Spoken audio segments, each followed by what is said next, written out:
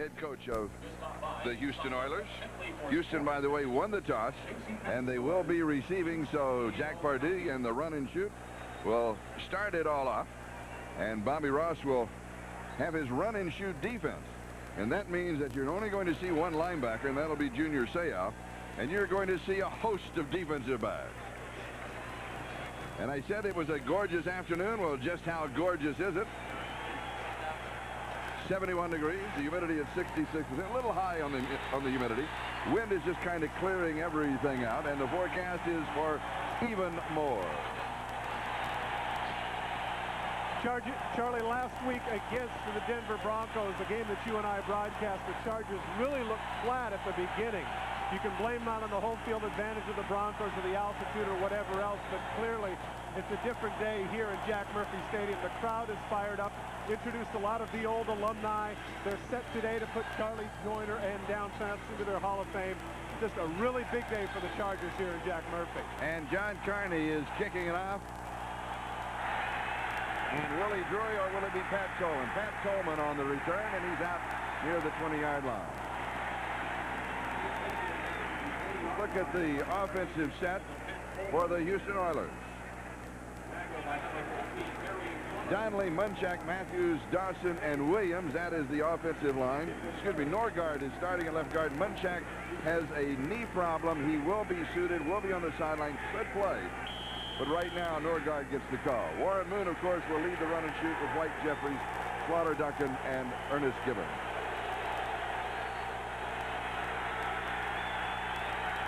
And Warren will start it from the 20-yard line. And he throws behind Ernest Gibbons. It will be second down and 10. And the ball still at the 20-yard line. Defensively, this is what you will see. Grossman, Mims, Winter, and O'Neill. That's the front four.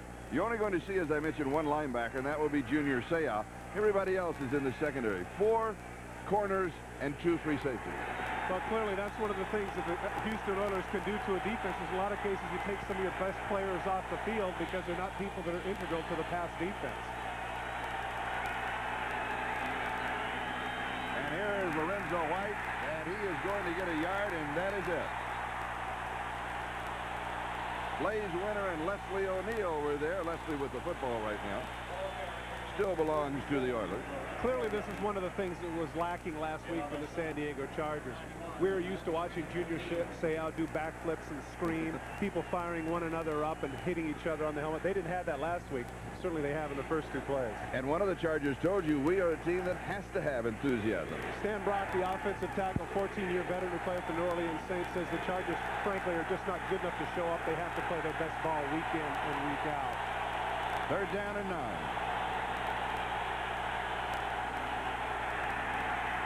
Moon throws, it is incomplete, way behind Curtis Duncan. And you're seeing and hearing a situation here in Jack Murphy Stadium that you have not seen that often in the past decade, and that is you have a sellout crowd, and you have a crowd that from the get-go is right in the ballgame. And this, of course, will raise the level of play of the Chargers.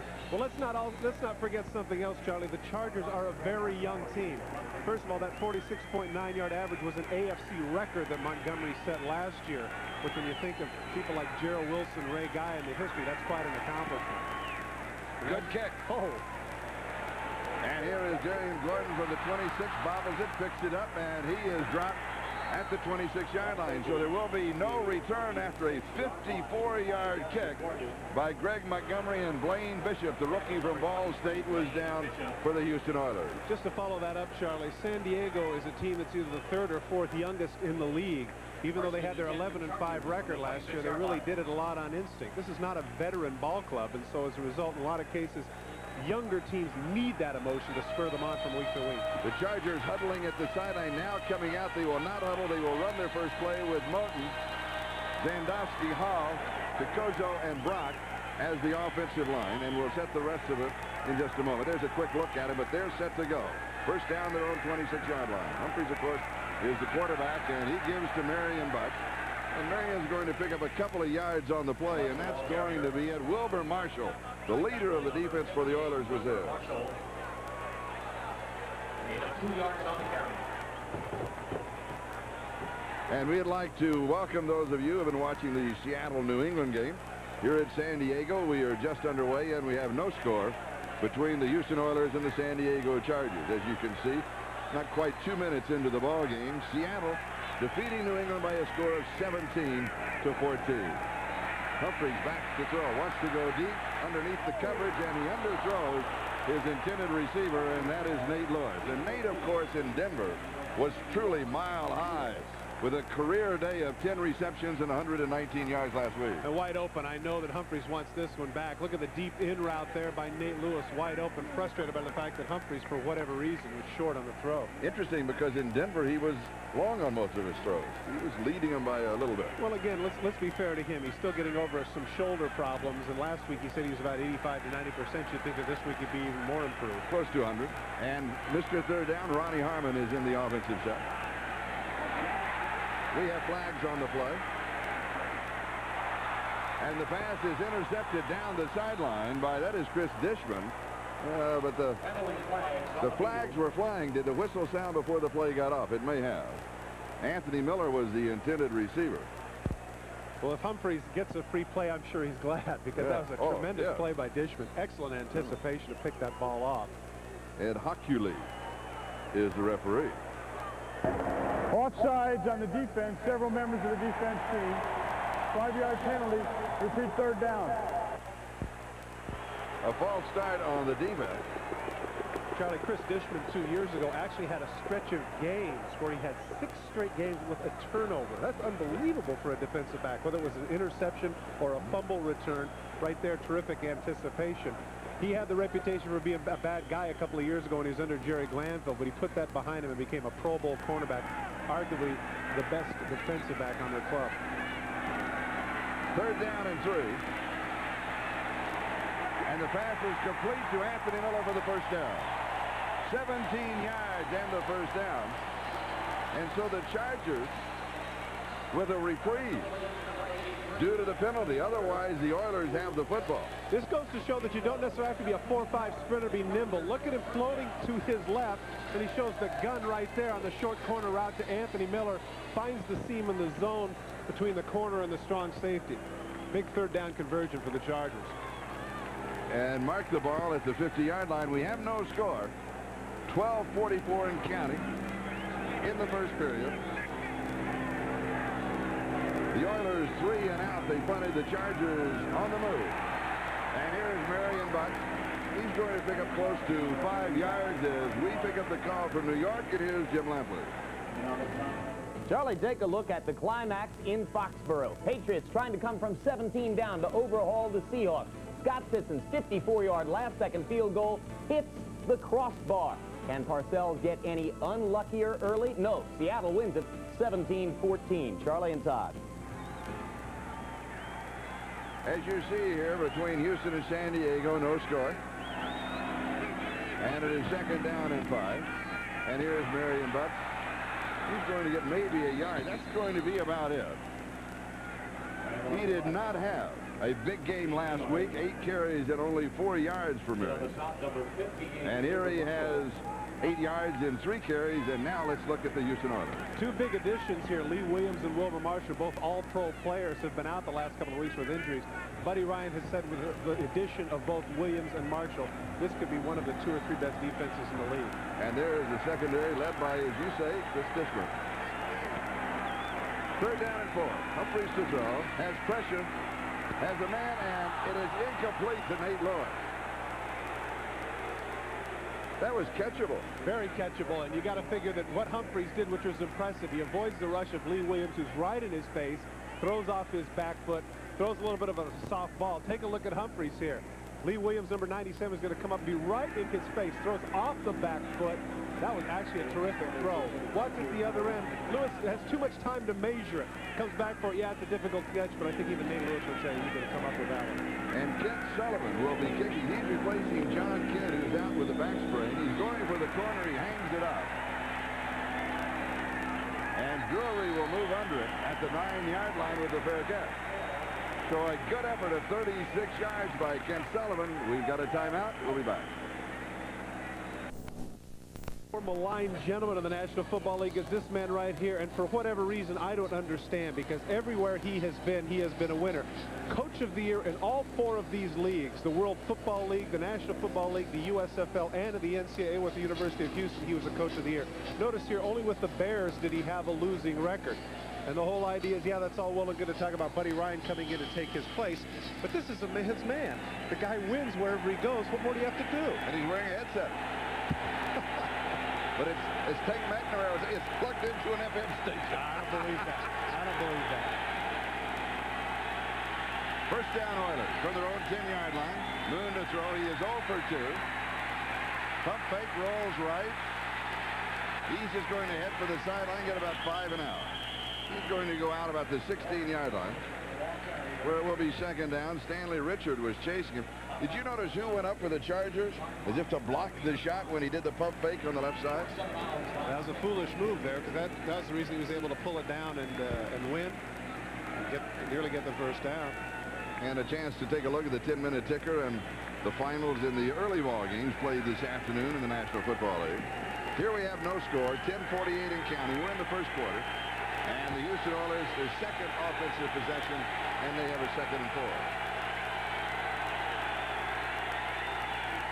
And here's Lorenzo White. He is the run part of the run and shoot.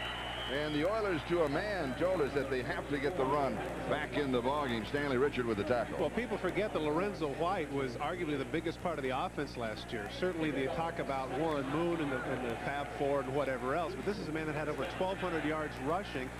And he averaged over 11 yards a catch as a receiver. So he's integral to the success of the Houston Oilers. Last week, 24 carries for 48 yards and 2 yards a carry. That's awful. Yeah. Also, he fumbled the football last week.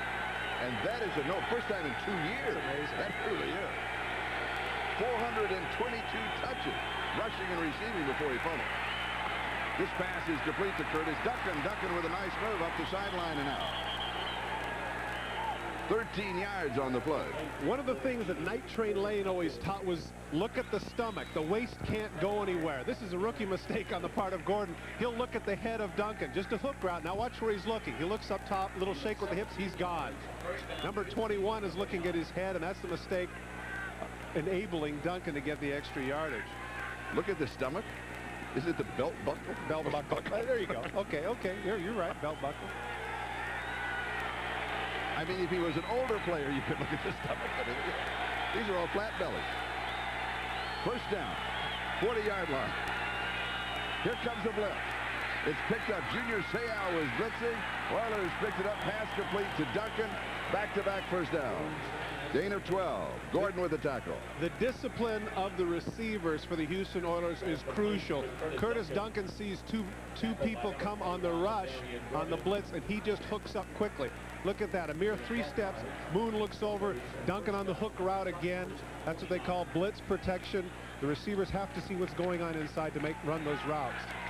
Here comes Seau from the outside. Spins past Lorenzo White. Just gets enough of a piece, and Moon got rid of the ball too quickly. First down. First time the Oilers have been in San Diego territory, and here's White. He jumps to the outside, and he is stuck. He'll get maybe a yard. That's going to be all. And you'll see something now. The enthusiasm of the Chargers defense, led by Junior Seau, Leslie O'Neal, and Marquez Pope, that they did not have in Denver last week. They were flat. Once again, it makes a big difference to be in your own house.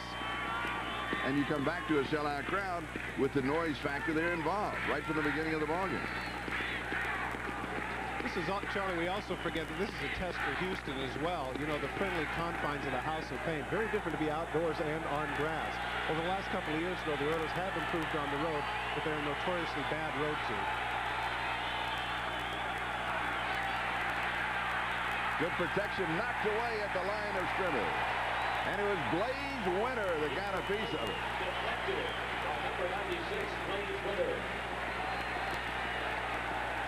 Blaze Winter, a great story from last year. Have resume will travel. Had a tape that he had for all the general managers around the league. Bobby Bethard said, "We appreciate your efforts, son. I really like what you're about." He came in and had a tremendous year in '92 for the Chargers. Really a terrific personality. He adds a lot in the locker room as well as on the field. Warren Moon only 2 of 5 for 29 yards. Lorenzo White 3 carries, only 7 yards rushing. Gibbons is the motion man. Here comes the blitz from the other side. It is intercepted at the 30-yard line. Darren Carrington with the interception. And what a block by Junior Seau on the return. It was all set up by the pressure from Chris Mims. That's exactly right. Charlie, over the last 2 weeks, the big problem for the Houston Oilers has been the ability to protect Warren Moon. From the right of your screen, number 94 comes on a loop, just completely untouched. Moon uncharacteristically throws up for grabs. Look at the hit on Gibbons by Junior Seau on this return. Carrington cuts back to the middle, carrying the ball a la Walter Payton. He's lucky he didn't lose it, but that turnover sets up the Chargers in good field position inside Oiler territory. 26 yards on the interception return by Carrington. First down at the Houston 44.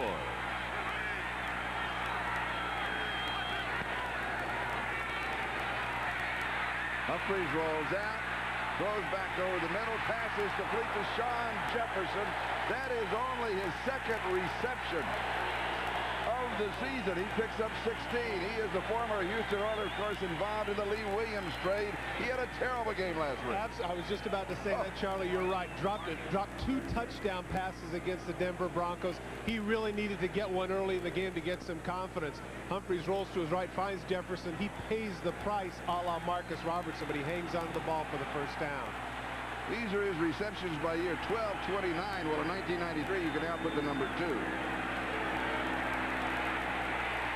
Passes complete to Ronnie Harmon, and he knew he was going to be nailed. And he was by Bubba McDowell. 11 yards, first down. Ronnie Harmon is arguably the best pass catcher on this club, but in the first 2 weeks of the season, he had dropped 5 balls. If there was ever a ball to drop, this would have been the one on the short slant route. Here's the toughness of Ronnie Harmon. He knows he's going to get hammered by Bubba McDowell, but he hangs on to the ball. That shows a lot of courage, not only on the part of Ronnie Harmon, but that becomes infectious to the rest of the group and look at him and say he's willing to go for the middle, and we should deal with it. Back-to-back first downs. Houston 17. Here's Marion Butts, and there is nothing there. Wilbur Marshall, now the leader of the defense, joining with Al Smith on the stop for the Oilers. 10-minute ticker going by. You can check out the scores. Wilbur Marshall is an absolute key to the defense of the Houston Oilers. And talking with Sean Jones yesterday, he mentioned that he brings an intensity and leadership that's not so much verbal as simply by actions. There you take a look at the tackles that he had over the last 5 seasons, always over 100. He already has 4 in this game.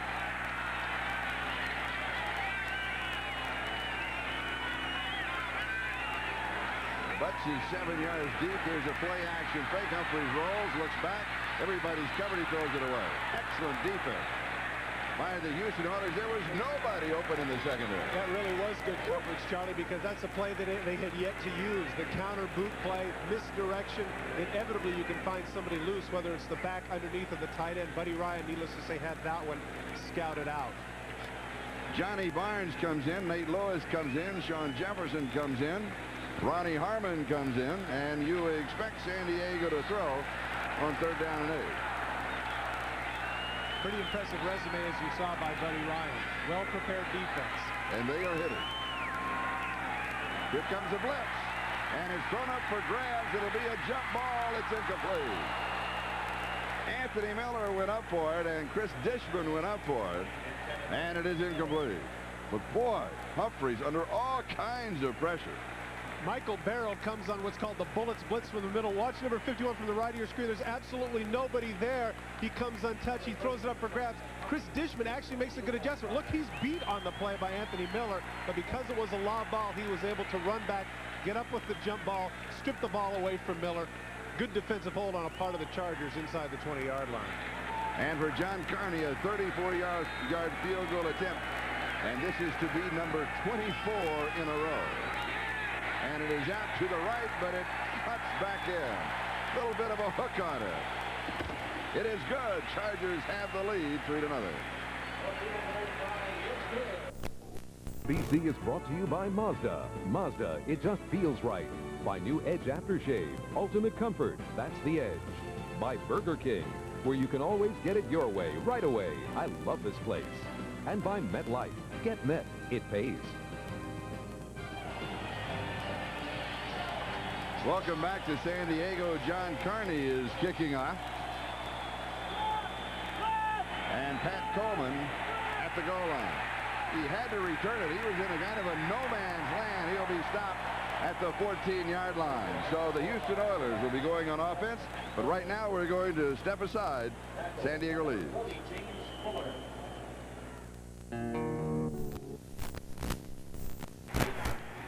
This is Charlie Jones and Todd Christensen. 5:20. That is the time remaining in the first quarter. The Chargers with the field goal of 34 yards by John Carney. That was set up. Darren Carrington's interception of the Warren Moon pass and the pressure put on by Chris Mims, the defensive tackle. The Oilers starting field position, their own 20, their own 10, and now their own 14. So Warren Moon has had his back to the goalpost here in the first period. Credit there goes to the San Diego special teams. Excellent punt on the part of Sullivan and the kickoff coverage that last time. And here is the reverse to Ernest Givens. Little change of pace. He's got the first down as he goes out of bounds. He caught the Chargers unawares. Stanley Richard finally chased him out after a gain of 16. Little misdirection and a nice tackle, or a nice block rather. Watch the right tackle pulling. Number 73 is going to come out on Junior Seau. Seau has him on his sights. Look at 73. He just pounds into Seau, knocking him down, enabling Givens to get the extra yardage. Kevin Gilbride, the offensive coordinator, who's taken a little heat from the defensive coordinator in the press. But last week they started again against the Kansas City Chiefs with a 19-play drive that ate up 11 minutes. So he knows ball control. And here is Lorenzo White, and again a yard, and that is it. And he is met by everybody, including the enthusiastic Junior Seau. Now let's go to the enthusiastic Jim Lampley in New York. Here's why I'm enthusiastic. The most dramatic moment of the early season. Closing seconds in Philly. Randall Cunningham looking for an 11th straight win at home. Back line to Calvin Williams. Third TD catch of the day for Williams. And the Eagles, trailing all day, pull it out over Washington 34-31. Back to you, Charlie. The Chargers out in front of the Houston Oilers by a score of 3-0. And it is 2nd and 9 at the 31. And Warren Moon fires, pass is complete to Givens. He is pulled down. And at the 35-yard line by Sean Van Horst. Key to defending the Houston Oilers is to limit the catches of the inside move receivers, in this case Ernest Givens and Webster Slaughter. They're the keys, particularly the third down people that come up with the big catches. Nice tackle by Van Horst in the open field. For San Diego, Sean Van Horst and Darian Gordon, Donald Frank, and Marquez Pope. 4 cornerbacks there in the ball game. The 2 free safeties, Stanley Richard and Darren Carrington. So 6 in the secondary, a 4-man line, and Junior Seau, the lone linebacker. And here comes pressure from the outside, and the pass is incomplete. And that was a catchable pass. Stanley Richard was there. Webster Slaughter, and he is a hometown boy. Played his collegiate ball just about 5 minutes up Interstate 8 at San Diego State, but he couldn't hang on to this one. The thing that teams have been doing, watch from the right of your screen, Marquez Pope, number 30, coming on the corner blitz. That's just not giving Warren Moon enough time to throw. Yeah, possibly that was a catchable ball. Good defense, but again, Warren Moon is hurried. His pocket time has been on an average less than 3 seconds, and that's just not enough to get it done. Greg Montgomery, his second kick in the ball game. His first one was excellent. Darian Gordon is the return man. He is the rookie out of Stanford. And this one is a terrible kick, but it should get a good roll, and it does. So it turns out all right for the Oilers. San Diego is moving on offense when we come back after that 43-yard kick.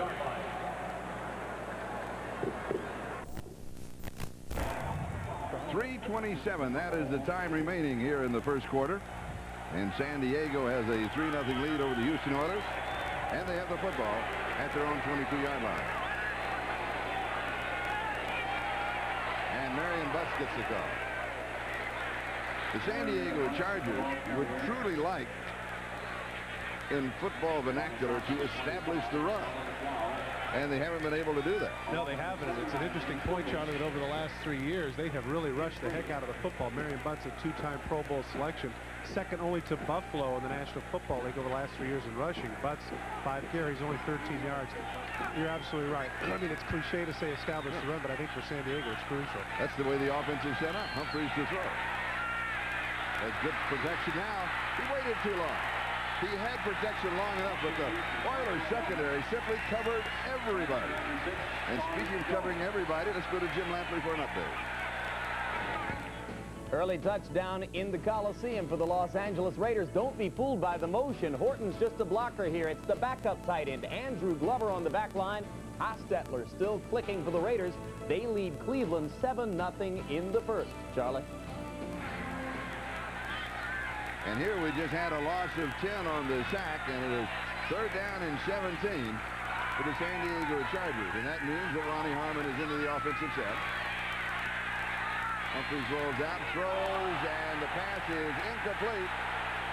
Nate Lewis wanted a pass interference call. He did not get it, as Darrell Lewis was draped all over him. Watch the end of the play. Again, the argument, too, on the part of the officials whether or not this ball's catchable. Yeah, he's on top of it. Oh, yeah. He is on top of it. But then again, the argument is to whether or not the feet got tangled up, Lewis getting slipped, whatever else. In that case, yeah, it could go either way. And Ken Sullivan to kick. The first kick really was a good one because he went for the sideline. Here's pressure. Almost blocked. He gets it away. It is a good one. Drury takes it on the fair catch at the 37-yard line. 47 yards on the kick. Ken Sullivan withstanding the pressure of the Houston Oilers. And be sure to be with us next Sunday as NBC Sports has more exciting NFL action for you. And here is a look at what you just can't see. Miami Buffalo, Seattle, and Cincinnati. Those are the key games next weekend here on NBC. Boy, look, for all intents and purposes, Charlie, the Bubba McDowell had this block. Watch in the middle. Watch number 25. He's going to come out just completely. Oh, man. He walked right past it. He walked right past it. Look at how close this is. He's actually past the punter here. If his hands are down, he has that block. But you're right. Give credit to Sullivan, who has tried out with a number of different teams. Hasn't been successful so far. An outstanding job on 2 punts. You're right. First down, Houston, their own 38-yard line. They trail 3-0. We've got flags. They'll bring this one back. Duncan was the intended receiver, and Gordon had the coverage, but the play had already been blown dead. And usually that means a false start on the offensive line.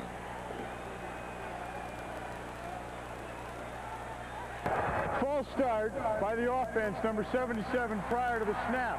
There was no play. We'll repeat first down. Will the clock operator please put 5 seconds back on the clock?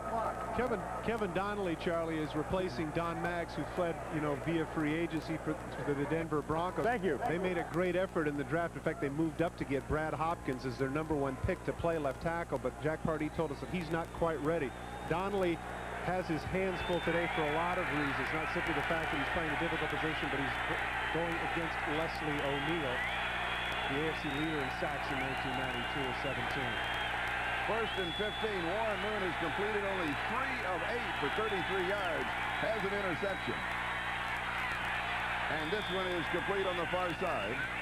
And that is Haywood Jeffries, who has led the AFL in receiving, AFC in receiving the last 3 years. His first reception of the ballgame. Old AFL. That dates you. Well, you know what? The AFL. Well, this is Alumni Day. And remember, before the ballgame, they were introducing Paul Lowe going back to the championship teams in 1963. You're right. Absolutely right, yeah. But that is That's my impressive. excuse. That doesn't erase the mistake. Ironically enough, the last person to lead the AFC in receptions for 3 straight seasons was here in San Diego, Kellen Winslow, 81 and 82.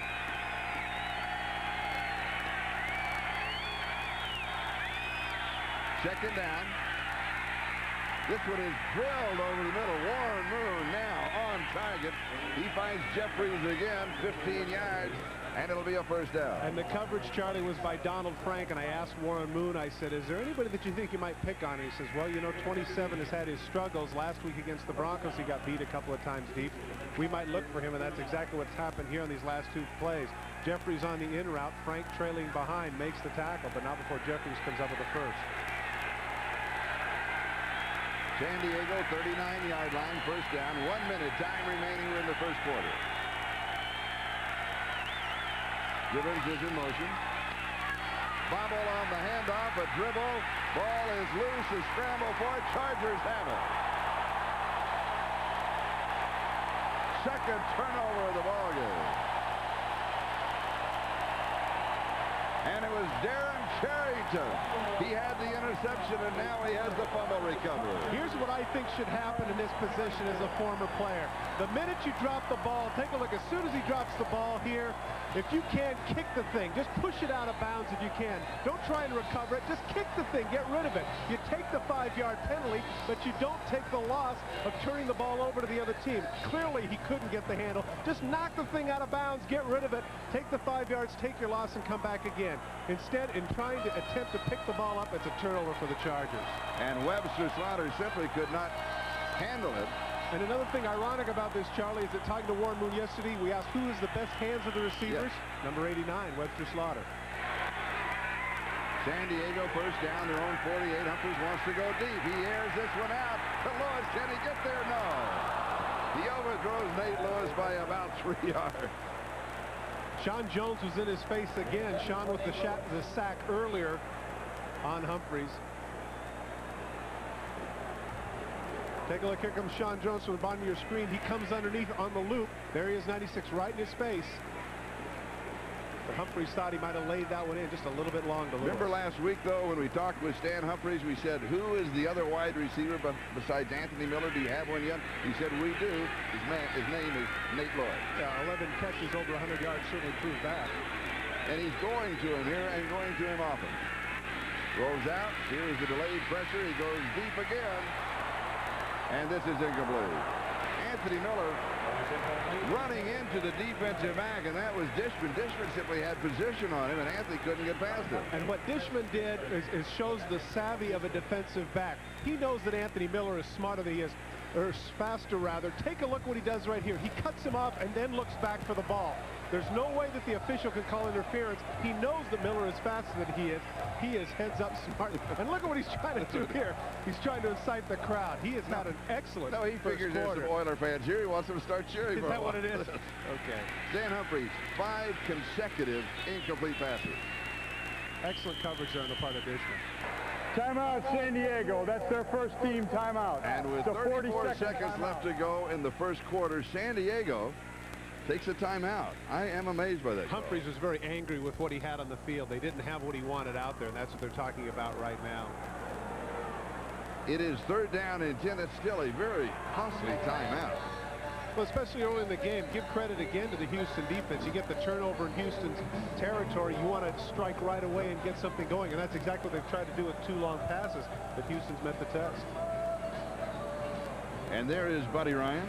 Talking to Eddie Robinson, he really likes Eddie Robinson. He was telling me, he's talking to Michael Barrow right there. He said that Barrow was the smartest rookie that he said he'd ever been around. Yes. He said they give him a test every week, and he's had a perfect score every week with one exception. He missed one answer on one test. And it was out of what, like 100 questions? Yes, right? 100 questions each week. Very impressive. And we asked Buddy, he said, how good can your defense be? He said, when we get healthy, listen to this, when we get healthy, quote, we can be dangerous. And one of the things he said about Barrow is that he said 2 years from now, people will say that this was the best guy drafted on defense of the '93 draft. That's very impressive.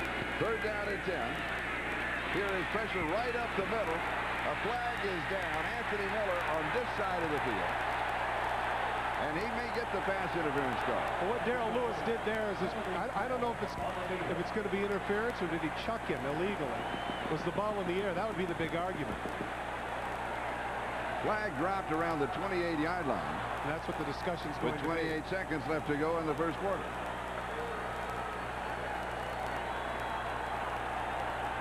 Pass interference on the defense, number 29. Automatic first down. Now that's interesting because it was very difficult to tell whether or not the ball had been thrown. They threw the flag some 15 yards up the field from where the ball was, which would seem to indicate that quite possibly you see Bubba McDowell in the face. Now watch where the flag ends up. Okay, there it is right there. Now the flag, see, is completely back there, which means that if that contact had taken place before the ball was thrown, it'd be a 5-yard defensive chuck, still first down, automatic first down, but it'd be completely a lot farther up the field. And it took place prior to our camera got there, too. You can see it. I mean, if you're sitting home saying that wasn't pass interference, they called it for something that happened before what we saw. 24 yards on the penalty. And the ball at the 28-yard line, and here's Marion Butt. He goes off the right side. He's going to pick up 5, maybe 6 yards on the carry. Now when you go back and you factor in the pass pass interference, maybe the timeout wasn't that bad a call. Well, what surprised me a little bit in this case, and again, far be it for me to second guess Buddy Ryan, but you've got 3rd and 10, and you have to wonder, why do you blitz in 3rd and 10? You've got one of the best front forwards in the NFL. Let them rush, have 7 guys in coverage. And that's the end of the first quarter. San Diego on top, 3-0.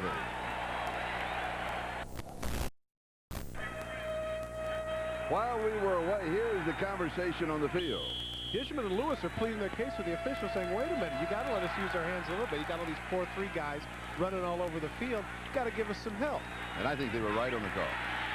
Players. Oh, I think they had it. I thought it was an illegal. Play action fake. Here's the reverse to Lewis. And he just kind of stretches out at the end of the 16-yard line. He's got the first down. Darrell Lewis, no relation to Nate, makes the tackle. I tell you who made an excellent play there was Wilber Marshall. Watch as it comes back. It looks like everybody is fooled. Watch 58 in the powder blue pants. He's going to come back and he's going to see it and he's going to stretch it out right here. Look at 58. He's stretching it out, making Lewis go wider than he wants to. The other Lewis, in this case Darrell, comes off the block and hammers Nate Lewis for really only a 4-yard gain. They got the first down, but it could have been a lot more. Columbia blue. What did I say? Powder blue. Columbia blue. Hey, wait, this from a man in a purple tie? Eric Bieniemy makes his first appearance, and he is the motion man. And the throw in the end zone is incomplete. Derek Walker, the H-back, the intended receiver.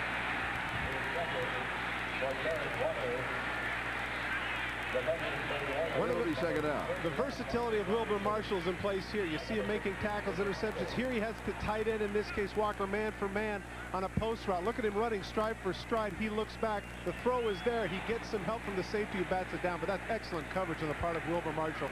That's the position that he plays in the 46 defense, so vital to Buddy Ryan's schemes, was over the tight end. And Wilber Marshall, remember, had his knee scoped on August the 6th. 5-6 weeks ago. Doesn't look like it's bothering him too much. Not at all. All over the field. Quick drop, 3 steps, and is incomplete. Anthony Miller diving for it in the end zone, and Darrell Lewis picked him up. Marshall coming on the blitz. Marion Butts picks him up, but you can see the happy feet of Humphreys here in the pocket. As soon as he saw those bodies coming, he threw that a little bit sooner than he wanted to. Here he comes to the inside blitz. 2 steps. He threw that a lot sooner than he cared to, and that's why he overthrew it. Pretty good shot there on the part of Marion Butts, putting Marshall down, too. Johnny Barnes and Sean Jefferson check into the offensive set. Now, this is 3rd down and 10. If they do not pick up the first down, then we'll set this up for you. John Carney will be trying to tie the NFL field goal record. Humphrey stumbles coming out, and then the ball is dropped. That is 1, 2, 3, 4, 5, 6, 7, 8 straight incompletion. Again, credit has to go to the Houston Oilers. They're putting all sorts of pressure. They come with the inside blitz again. He just does not have time to set up, and even if the catch would have been made, it would have been a first down, and that sets up this could be potentially historical field goal here. He would tie Morton Anderson for the NFL record with 25 consecutive field goals. And speaking of 25, that's where the ball will be placed just inside of it. So it will be a 34-yard field goal attempt. He made one earlier from that distance, and he's got this one.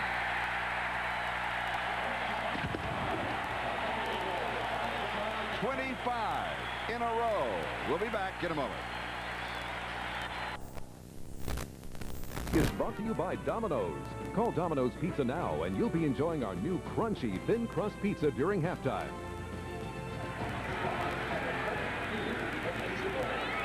And John Carney, who just tied the NFL record of 25 consecutive field goals, will be kicking off. Drury and Coleman, Willie Drury, number 85, and Pat Coleman, number 87, are the return men for the Houston Oilers.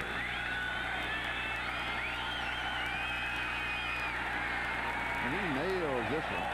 And he'll be down in the end zone. They'll bring it out to the 20-yard line. Interesting point with regards to Carney. Here he ties Morton Anderson's record, but he's the only scoring that the San Diego Chargers have had at home in their first game against the Seattle Seahawks.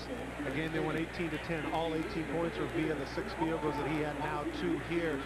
And I mentioned to you at the break, I said, don't think that this man's not keeping track of that. Oh, sure. Oh, look, and so is everybody else. Mark off those other. You got to X out those other 2. Now, they'll get in trouble if they jump down from the stands and do that. Now, Morton Anderson, was it last week? Yes. He had his 26. He had his 20. He missed 26. Started a new one, though, because he got the next one. That's correct. He ended up getting the game winner in overtime, in fact. Houston now from their own 20-yard line. Chargers have dominated the first half, but the Oilers down only by 6. Courtesy of the 2 turnovers. Pass is complete. We have a flag down on the play. The play's going to come back because Webster Slaughter went in motion and he started too soon. Well, no wonder he was open and picked up 16 that they will cancel. Right. That'll come back. Yeah. Ed Hockley is the referee. Talking to Warren Moon yesterday, he was mentioning the fact that Webster Slaughter now with the training camp under his belt and understanding the offense more. Those who don't remember, Webster Slaughter was a midseason acquisition for the Oilers, free agent from the... Illegal motion by the offense, number 89, moving forward at the snap. 5-yard penalty, repeat first down. That year in 1989, he had over 1,200 yards, over 20 yards a catch. He was a Pro Bowl receiver. And he says that this is going to be the man that's going to have some huge plays this year. He leads the team in average per catch with over 16. 4th penalty against the Oilers. The San Diego Chargers have not been flagged. Houston 4 for 38. The big one, the 24 yards in the pass interference. 1st and 15 at the 15. And here is the draw to Lorenzo White. And both the Charger defense and the Oiler defense have shut down the opposing running game. Well, the big issue here, the big factor that the defensive coordinator in particular talk about is team speed. And that's one of the things that San Diego has in abundance. If they start making them go east and west when they run like that, they've got too many fast guys that can run them down, and that guy right there, number 55, is one of them. Lorenzo, 9 yards and 5 carries. It's worse than last week. Yeah. Not even 2 yards a carry. Like 2 yards a carry. Marion Bucks is about the same. Timeout, Houston. That's their first charge, timeout. 12:42, time remaining, first half. Chargers lead it 6-0. BC is brought to you by Mitsubishi Motors, makers of the all-new Galant, the new thinking in automobiles. By Xerox, the document company. See your documents differently. See your business differently. By Hilton Hotels. Hilton, so nice to come home to.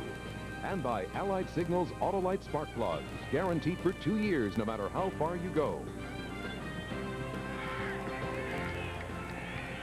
Welcome back to San Diego's Jack Murphy Stadium. This man's looking like a genius today, but in reality, the turnover of the defense from 91 to 92 is amazing. This man who's been around the block for 30-plus years, the National Football League, is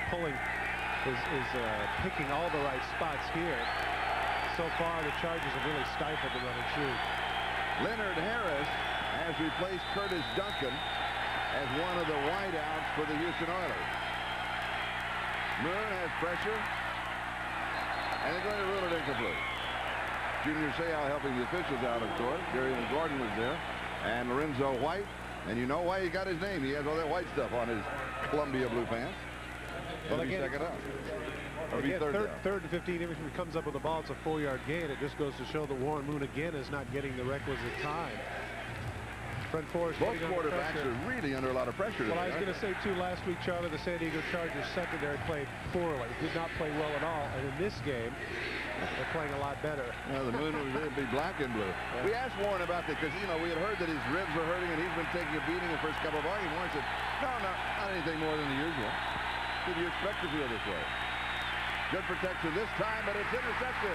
And it is Junior Seau who pulls it down. What a style! Cuts back, stiff arms, goes down, up. He is a show unto himself. Look at this.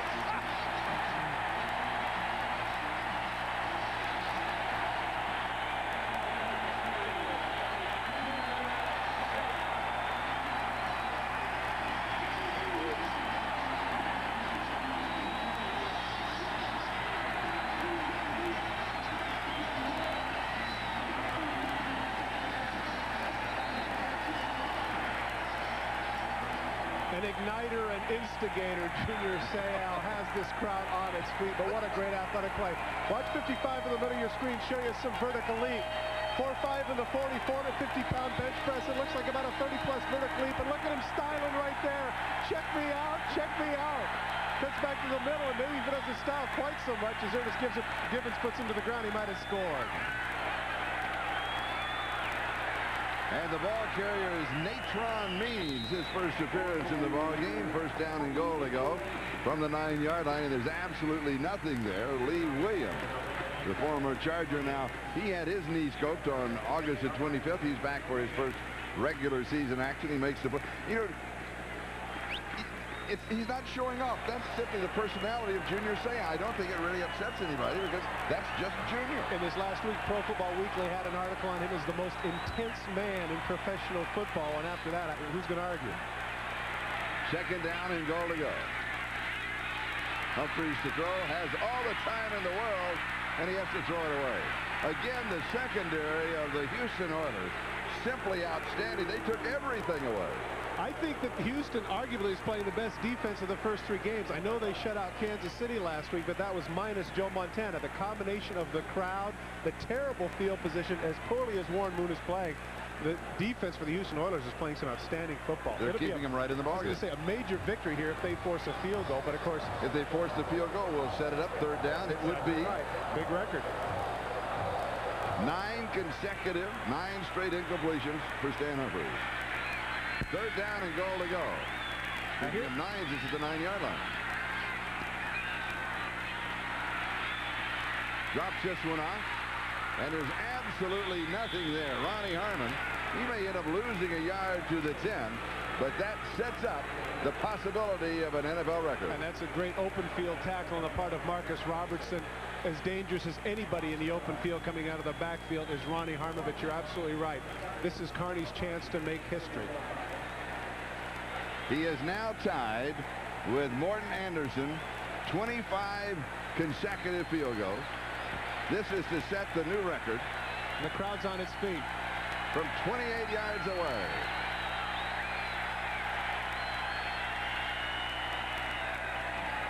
Low snap, good hold by John Freeze. It is good. Absolutely Freeze right. saves the day for Kearney Asada. He's got it. The new record, and the Chargers have a 9-0 lead.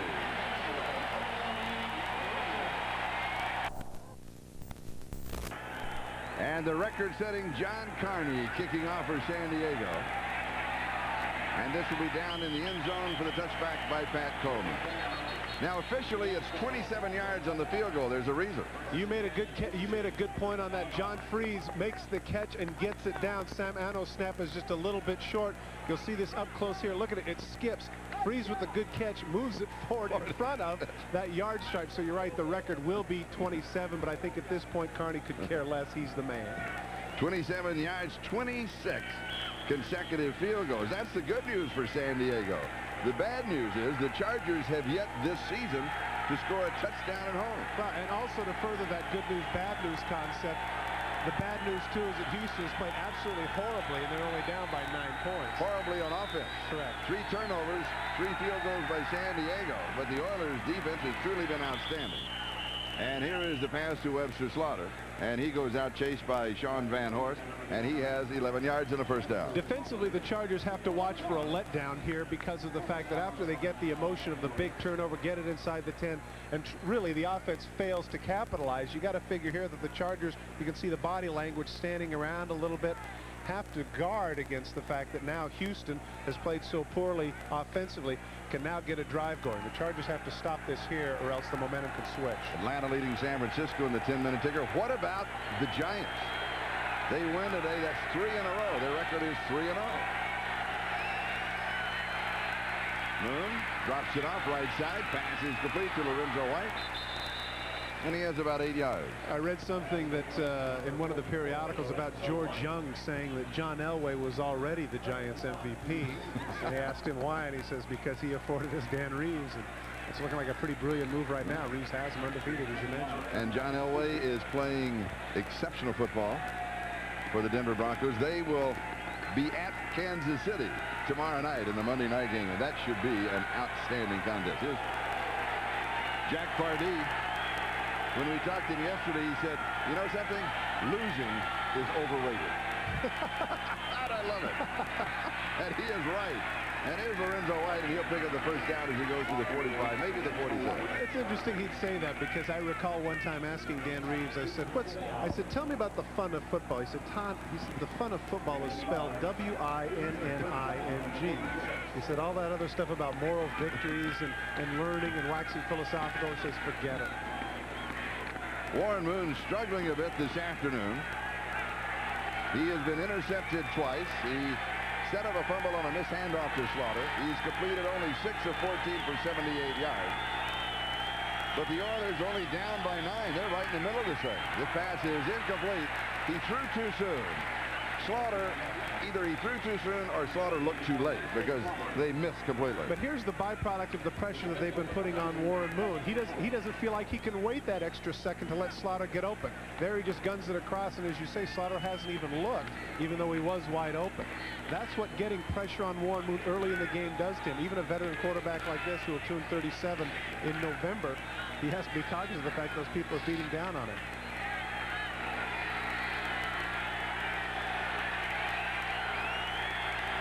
Second down and 10. A lot of time remaining in the first half. 8:55 left to go in the second period.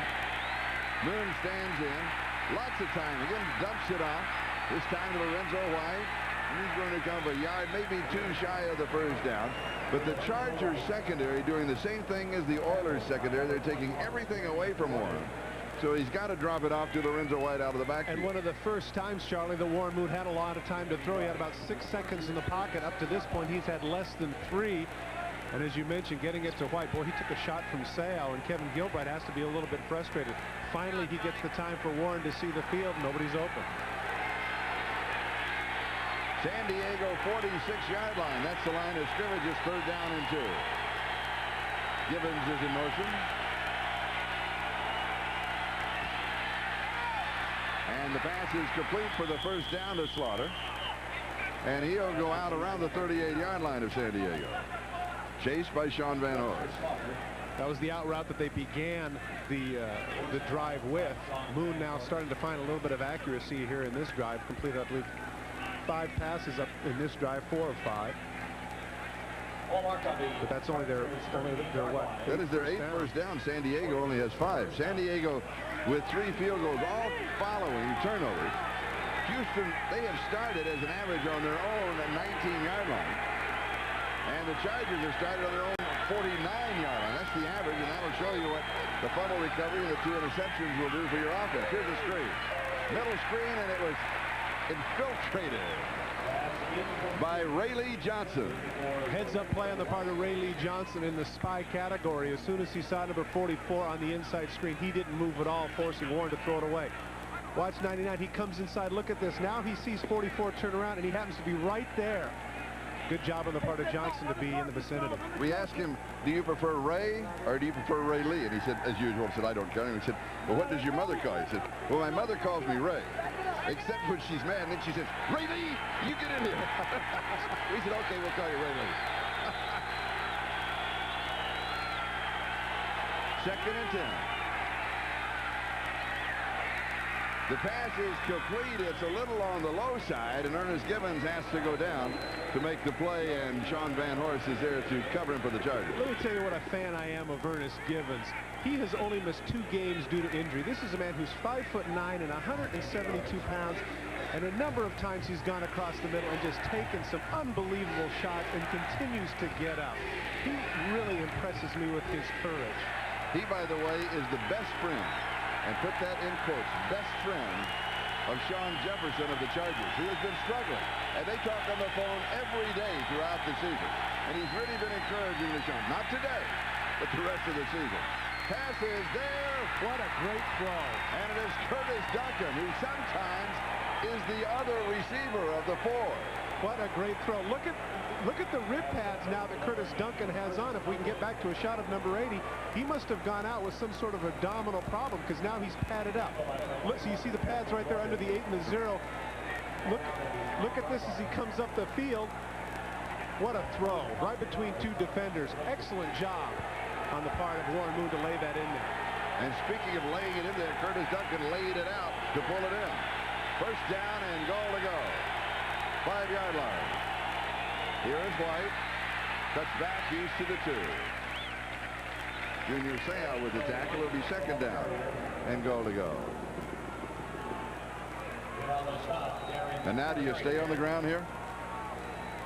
Well, I think inside the 5, of course, they have a tight end on the roster, so I'm surprised at this point now at the 2-yard line that they haven't brought in their short yardage offense. John Henry Mills, but also they use Stan Thomas and Brad Hopkins, their tackles, as tight ends. This is the 11th play of the drive.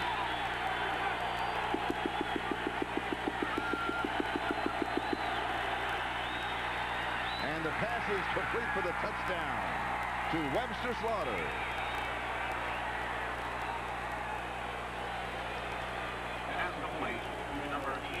About Webster Slaughter, Warren Moon told us, he said, I'm now beginning to read his body language, and he reads it here for 6 points. Well, this wasn't too complex. Once again, just the simple out route, man coverage wide open. That's the 3rd time they had done that in this drive.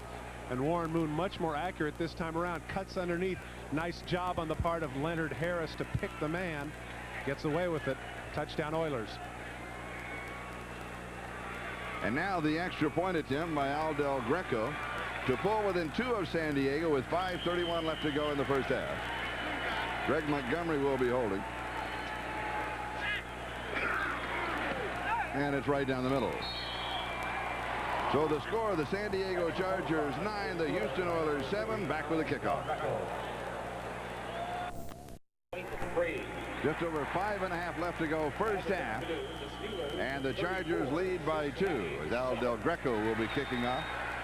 For Houston, Nate Lewis is the deep back on the return. And this one will be down in the end zone for the touchback, and San Diego will start at their own 20-yard line. And now let's take a look at the natural gas quarterback efficiency ratings. Todd? This is a big surprise to me. At the top, are you kidding me? This man coming into the season, I believe, was 25th on the all-time list. John Elway, look at what the West Coast offense has done for him. And Boomer Esiason, everybody talking about his best days were behind him. He has nearly 700 yards passing in his first 2 games. He is having an outstanding season thus far. 2 participants today in the game, 7th and 10th. But don't forget that on that last drive, Warren Moon started to look like the Warren Moon of old. 80 yards in 11 plays. He completed 7 of 9 passes on the drive for 69 of the 80 yards. And here's Natron Moon. And he pumps to the outside. And he should get the first down. Darrell Lewis finally makes the tackle at the 30-yard line.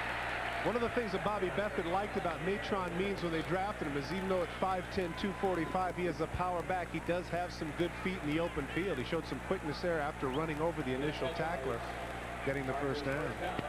Natron from North Carolina, the rookie taken in the 2nd round. Had over 1,000 yards rushing in his last 2 years. And has the first down at the 30-yard line for San Diego.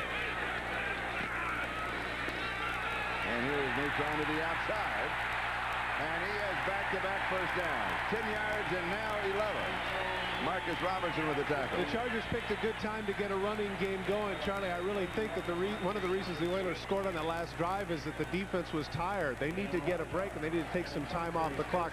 Good block there on the part of Walker, taking the outside backer, and Natron just cuts upfield or get tackled beyond the stripe for the first down. Houston offense has been on the field over 15 minutes, and prior to this drive, San Diego's about 9.5. So that means you're right. The Chargers defense had been out. It is a warm afternoon, and it's beginning to heat up. This stadium holds the heat well. There's not that much of a breeze here this afternoon, so it can get hot. Here's Means again.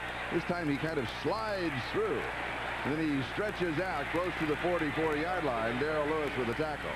He slides through and takes Darrell Lewis with him. That looked like about a 1-yard gain, but because of the quickness of the feet and the power of his lower body, he's able to take Lewis kind of piggyback. What about those Raiders on the 10-minute ticker? They're shutting out the Cleveland Browns? Well, none other than the prescient O.J. Simpson informed us that they are back, riding the backs of their defense. Well, then we know. They're shutting out the Browns. It's official, right? Let's not forget that the Cleveland Browns did play on Monday night. They had to travel across country. But also, they did play well on Monday night, too, against the 49ers. 2nd down and 8.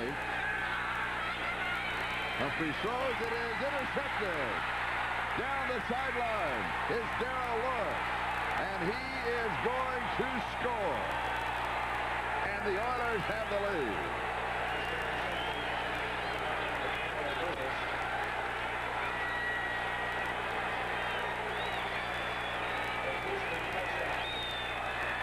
Big-time payback for Darrell Lewis after having an interference penalty that set up a score. This is just an awful throw by Humphries. Look at, he's right there.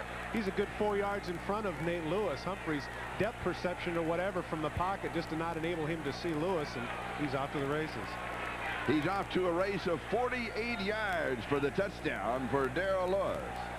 And with that touchdown, make it officially 47.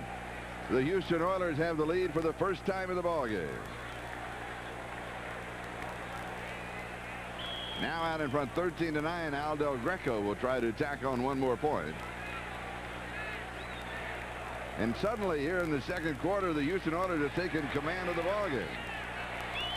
And it is Houston 14 and San Diego 9 with 3:13 left to go in the first half. Back with a kickoff. Speaking engagement with a couple of members of the Ryder Cup, and they are really looking forward to it. Well, you told me 2 years ago that that was definitely one of the highlights of your broadcast career. Oh, it's great. Here's the kickoff down in the end zone. Freddie Couples and Chip Beck, they're members of the team. And in fact, Chip goes over on the Concord on Sunday night, and Freddie went over. He's already there. He went over to Paris to kind of get acclimated for it. You're really looking forward. In fact, as I recall, what the situation was that when they turned you down for American Gladiators and hired me, then you had to do the Ryder Cup. No, actually, it was Mike Adamle. They wanted somebody shorter to work with you, so they got Mike Adamle on the American Gladiators. All right, here we go. San Diego down from their own 20-yard line. And we have still a close game here. Absolutely a close game. 14-9. Can you believe it? Now San Diego from the 20-yard line.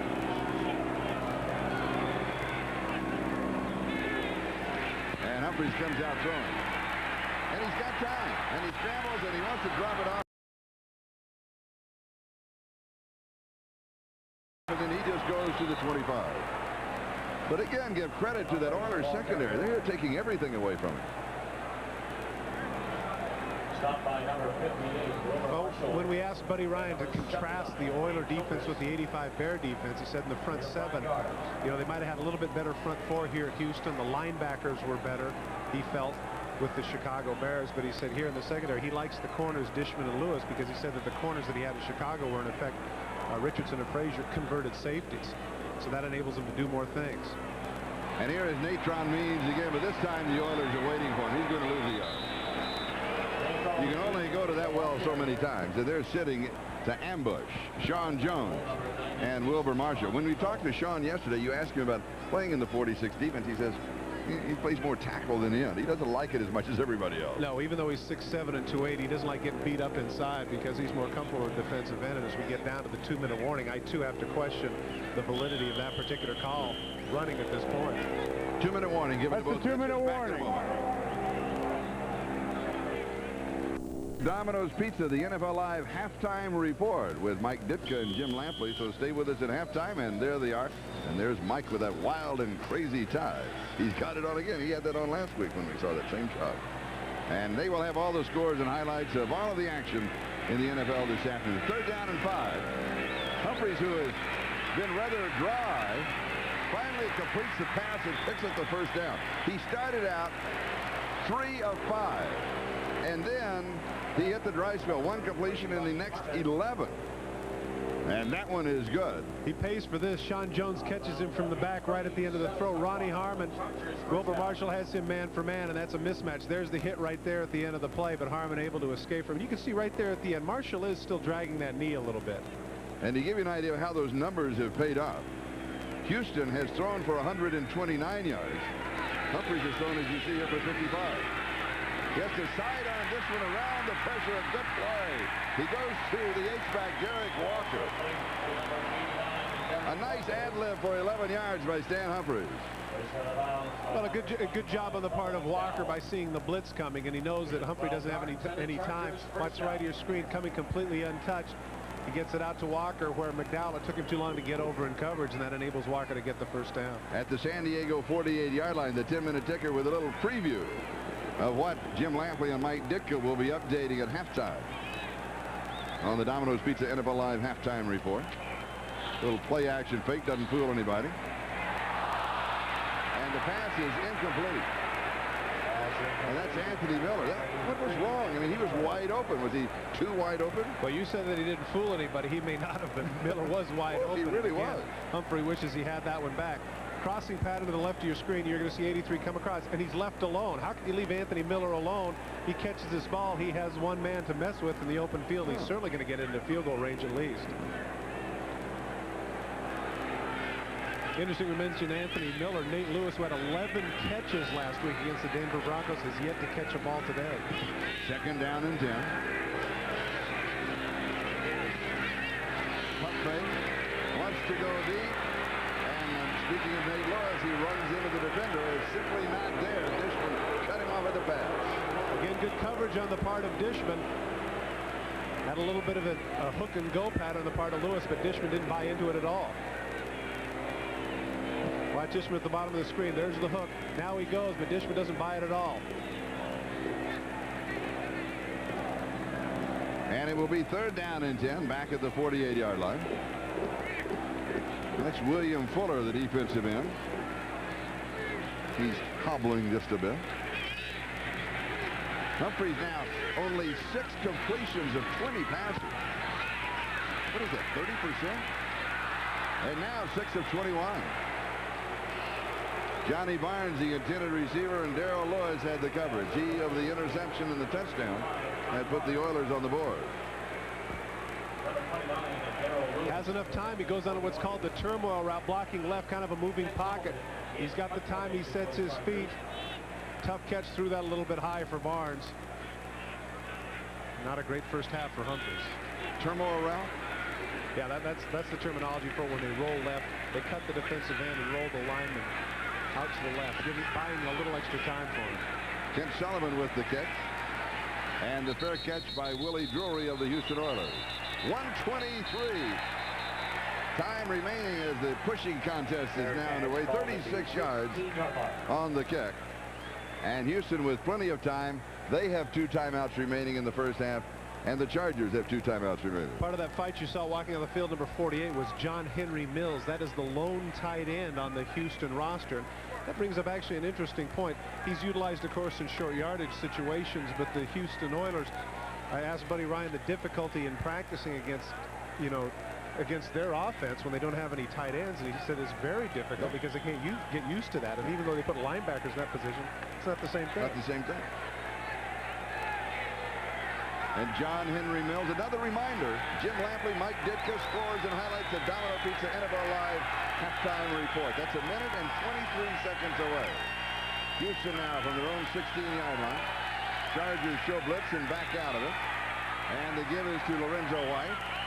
And he's out to around the 22 or maybe the 23-yard line. Sean Lee makes the tackle. I would think even with the lead of 14-9, I don't know if Houston's going to be in a big hurry because they've turned the ball over on 3 separate occasions. But I guess if they were just going to run it out, they would have fuddled up, right? So I think they may, but it's a conservative approach. If they hit somebody and he breaks a big one, then take a timeout, then try to capitalize, but don't take any chances. The protection goes underneath the coverage, and in reality was throwing it away. Warren always knows where everybody is. We asked him about the new rule, when he can get outside of the tackles and then throw the ball away as long as it's at the line of scrimmage or past, and he said it really hadn't had that much effect, except he got away with one. Well, yeah, I was going to say the funny thing about that, too, is that technically the rule talks about outside the tight end. And, of course, he's always outside the tight end. Exactly. Houston doesn't really utilize the tight end, so here's somebody that can take advantage of it. He really thinks, in fact, he had a column a week ago in the USA Today addressing that very point. He doesn't think it's consequential. He had a middle screen and he threw it in the ground before the line of scrimmage. They got away with it, is what he did. He said, I thought they were going to call it, but they didn't. Knocked down. Good defensive play. And that is Bert Grossman. And there's a sign in the end zone honoring Bert Grossman as, quote, the fastest mouth in the West. I think he used to have the fastest mouth in the West. I think when he came into the league and had those 10 sacks and ran his mouth and irritated some people, I think he's calmed down considerably and been content to let his play talk for him. I think you're right. Although he's still fun to talk to. He's very quotable. I was about to say he's hardly an introvert. Oh, no. But, not quite as loquacious as he had been in the past. Greg Montgomery will be kicking. Wow. Darian Gordon gives ground all the way back, and then he lets it roll. It's going to go into the end zone. Oh, 77 yards. Punt. That's a Holy Red cow. Grange punt. No, Sammy Baugh. Sammy Baugh holds the all-time record. No, 77 was the number that Red Grange did. Come on. After all these years, trying to keep track. Steve O'Neill holds the record. 98. Yes. And where did he set it? He set it a mile high. You're right. You're absolutely right. Well, that's certainly going to help that man's average. He was, remember a couple of years ago, he was referred to as the Maytag repairman because he had so little work with the run and shoot. That is very true. Over the last couple of years, as people start to figure out that offense, he's been getting a little more work. 46.9, as you mentioned last year, an AFC record. Very impressive. Do I hear in the background the call of the Matador with 36 seconds left to go over the trumpets here in San Diego? Chargers from their own 20-yard line. And they're going to stay on the ground. They'll run after that. San Diego capitalizing on 3 Houston Oilers turnovers with 3 field goals. And the new NFL record by John Carney of 26 consecutive field goals. They have 9 points. The Houston Oilers with an interception, a touchdown, and then the 80-yard drive. They have 14 as we'll come to the close of the first half. Should be a good second half, too. Something to think about here for viewers at halftime. They might want to consider that if Stan Humphries comes out and has the kind of first series that he had the first half, you might be thinking about the possibility of John Freeze, the 1991 starter, warming up and coming in. We might just see that. Coming up, the Domino's Pizza NFL Live halftime report. Oilers 14, Chargers 9. We'll be right back after these messages from your local station. Lampley with Mike Ditka. We're going to take a few minutes now to get you up to date on what happened in all of the early games in the NFL. 3 teams, all of them NFC teams remaining unbeaten today, all of them winners in 1 o'clock games. But we start in the AFC, where New England mounted a fourth-quarter comeback, failed to catch Seattle, losing 17-14 in the battle of rookie quarterbacks. Meyer, 12 of 16, 116 yards, 1 TD, had to leave the game after getting poked in the eye. Bledsoe, 20 of 43, 235 yards, 1 TD, 2 interceptions. The difference in the game, Mike Ditka, the running of Chris Warren of the Seattle Seahawks. Yeah, Chris had 157 yards or something, but they used the running game very effectively. The difference in the game was the kid kicks a great field goal, hits the upright. I mean, those things happen, Jim. They could have tied the game, maybe went in overtime and won it. Right now, it doesn't seem like Bill's catching too many breaks up there. This is a young football team. They need to get a win under their belt to give them a little confidence, and hopefully it'll come soon. Good point. Sisson's 54-yard field goal that would have tied it in the closing seconds hit the crossbar. The exact numbers on Warren, 35 carries, 174 yards. Thrilling game in Veterans Stadium where the Philadelphia Eagles were looking for their 11th consecutive win at home. They come from behind in the closing seconds to beat the Redskins 34-31 on the 3rd touchdown pass of the day from Randall Cunningham to Calvin Williams. Williams, 8 catches, 181 yards, 3 TDs. Randall, 25 of 39, 360, 3 TDs. Some say, Mike, Randall's too good never to go to the Super Bowl in his career, but few thought that this would have been the year. Well, you know, the Eagles made a decision to do what they did. They let a lot of people go. And what Mr. Brayman's doing, I think, if you're going to do it, that's the way to do it. Now, they're way under the salary cap. They can go out and sign some players, whatever they need next year. But I think they got a team that's playing together. They got a good chemistry with that football team right now. I think Randall's better, Jim, because he doesn't have somebody looking over his shoulder. You know, if he does bad, maybe this guy's going to come in, or this guy sitting on the bench thinks he should be playing. Randall's playing. He's got the job. He's going to do the job. Rich Kotite does an outstanding job. You mean Jim McMahon could have caused problems for Randall, Mike? Well, I just think he was looking over his shoulder some. I'm not saying Jim caused him any problem. Well, he might have. Incidentally, fill-in quarterback Kerry Conklin of the Skins threw for 3 TDs, but 2 interceptions hurt. Detroit at New Orleans, and New Orleans goes to 3-0 as the Saints beat the Lions in the Battle of Unbeatens 14-3. 2 touchdown passes for Wade Wilson. Derek Brown, 25 for 121 yards, and 3 sacks for Ronaldo Turnbull of the Saints defense. Well, I think him coming alive, Ricky Jackson played a great game, but Turnbull really put the pressure on him. Jackson recovered 2 fumbles in the football game. And although the Saints didn't have the offense, this week that they've had in the last couple. I think Detroit's got a pretty good defense, so I think they did a good job. But their defense came through. The Saints finally started playing defense like they played last year. I mean, they held them to 3 points. That's a pretty good offense Detroit has with Barry Sanders in there. So the Saints, they're going to be awfully tough to beat. You know, I didn't give them that much credit early in the year, but Jim Moore has done a great job, and they're going to be awfully tough to beat. All right, in the other two early games, the New York Giants won 20-10 over the Rams in the Meadowlands. Rodney Hampton, 41 carries for 134 yards. Pittsburgh beat Cincinnati 34-7 in Three Rivers Stadium. NFL Live halftime continues. Stay with us.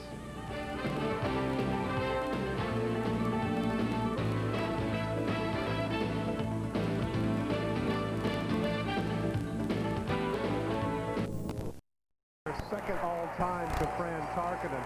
And you're right, it was a touching moment, and boy, did the crowd explode. Yes. They refer to him as the pilot of Air Coryell, a very apt moniker for this man.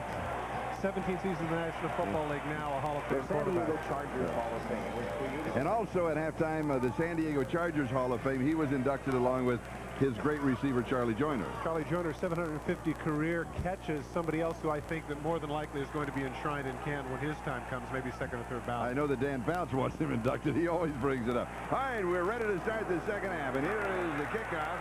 And Nate Lewis for the Chargers on the return. And San Diego is going to, well, if he ever does stop running, at the 33-yard, that's a pretty strong return for Nate Lewis. And now let's look at the official halftime statistics. Now, the turnovers seem to be an issue, but then again, really, the Oilers have been able to overcome those turnovers by playing some outstanding defense. Normally, you don't think of turning the ball over 3 times, and having them end up in field goals is a real accomplishment, but it has been for the Oilers, and that's the reason they're up 5. 3 turnovers, 3 field goals, 9 points. 1 turnover, touchdown on the interception, 7 points. Yeah, and really, the Oilers have only had 1 drive this entire game, and that's the one that turned into the touchdown. Hence the reason they're up 14-9. So San Diego goes to work from their own 33-yard line, trailing in the ballgame. They're down by 5 points. The pass far side is Anthony Miller. He's got it. And he's in, 5, maybe 6 yards on the reception. Good call on the part of Jack Riley and Bobby Rosser. Get a short pass early. Get Humphreys to get a little confidence here. 6-21 in the first half. Make something a little bit secure. Give him the idea that he can complete some passes, get some confidence, because they have to have him here in the second half to do better than they did. And you mentioned the fact that we might see John Freeze. I thought about that during the halftime if he continues having a poor afternoon. I don't think Bobby Rosser will do that. I think he has decided this is the man. Freeze is the backup. He's going to stay with him unless he's injured. Look at that. Add that into the mix. As you add in Marion Bach for his he-bill. That's the best run that he's had in the last 3 weeks. Picks up 12. Well, he certainly hasn't been. He has been on the missing persons list in terms of getting the ball upfield, but let's give some credit there to the offensive line. Gaping hole. Able both Lewis and McDowell to tackle him in the secondary. 12-yard gain for Butts. Now that average per carry jumps to a little over 4. And the ball at the Houston 48-yard line. This is the opening drive of the second half.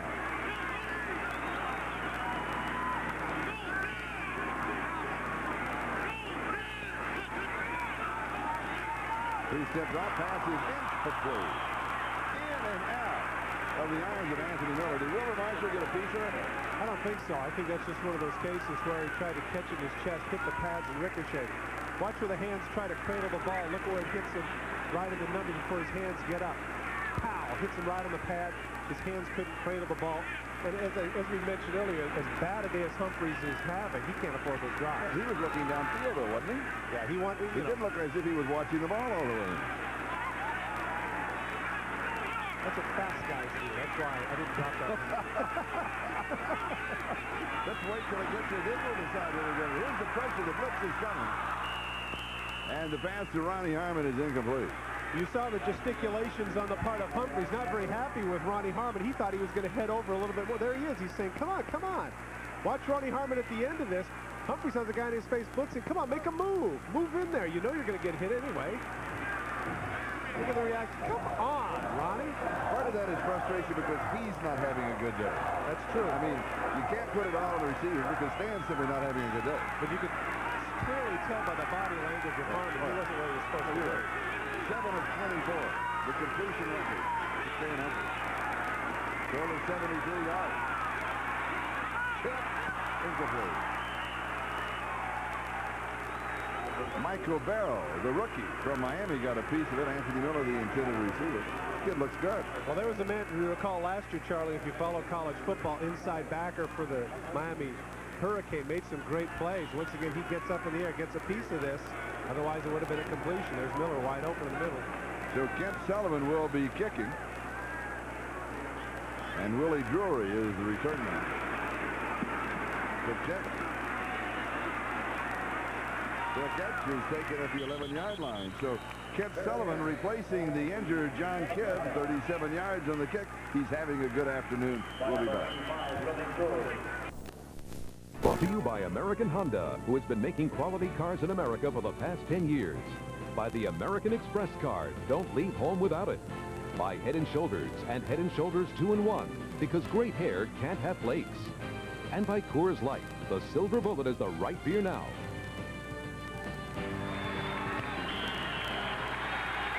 Houston has the ball and they have the lead, 14-9.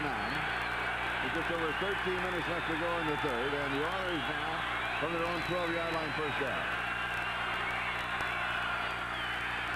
Bruno to swing right side, pass is complete to Gibbons, and he is pulled down by Sean Van Horst and Darian Gordon.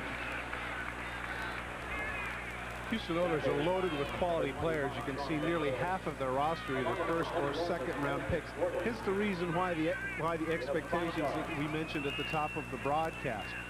All of these top draft picks, and they keep waiting for them to get to the big dance, as we mentioned earlier. 6 straight years to the playoffs. But Houston Oilers, along, Charlie, with the San Diego Chargers, 2 teams that have never been to the Super Bowl. Here's Lorenzo White. On the 2nd and 5, and he is going to be shut down. A couple of yards shy of the first down. It'll be 3rd down and 2. In fact, something that you would appreciate, Charlie, the last time either of these teams won a championship was back in the AFL days. 63, I believe, for the Chargers and 61 for the Houston Oilers. In fact, the Oilers won in 60 and 61. Boy, that has been a But I meant the last time. Yeah. Last time. No, that's right. But I just remember that they won the first 2 years. As they say at your house, it's a long time between drinks. That sucker is stale by now. Talk about flat. Talk about aging the wine. 3rd down and short. And a quarterback stick by Warren Moon. He'll pick up the first down. He just needed a yard, and he got it. Junior Seau covers him. Now, all the year, Warren Moon has been hitting 64% of his passes. In this ball game, 12 of 23. And he was off to a slow start. Watch at the end of the play, Junior Seau. Boy, does he wrestle him down and makes him pay for that extra yard and a half. Look at the elbow in the face. I don't care if you are turning 37 in November. We still play this game hard. That's right. And we all hurt tomorrow morning, right? It's a first down, Houston, at their own 23-yard line.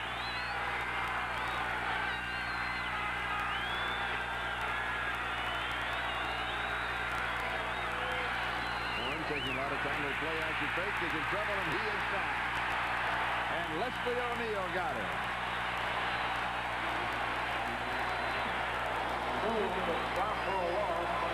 Give some credit to Kevin Donnelly. He shut out Leslie O'Neal in the first half.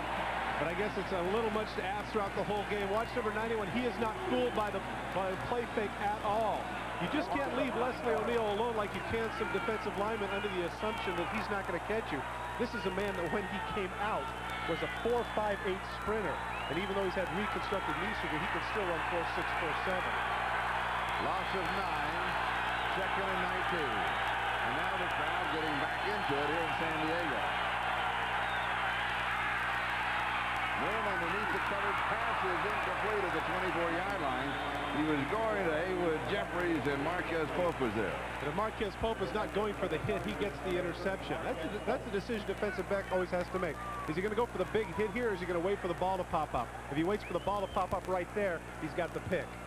Yeah, but now remember, Marquez has 2 interceptions this year, and he has his 4th fumble in the ball game last week. He's been playing excellent defense. He's been, getting some big plays. In fact, that interception that he had against the Broncos almost turned the game around for him. 3rd and 19.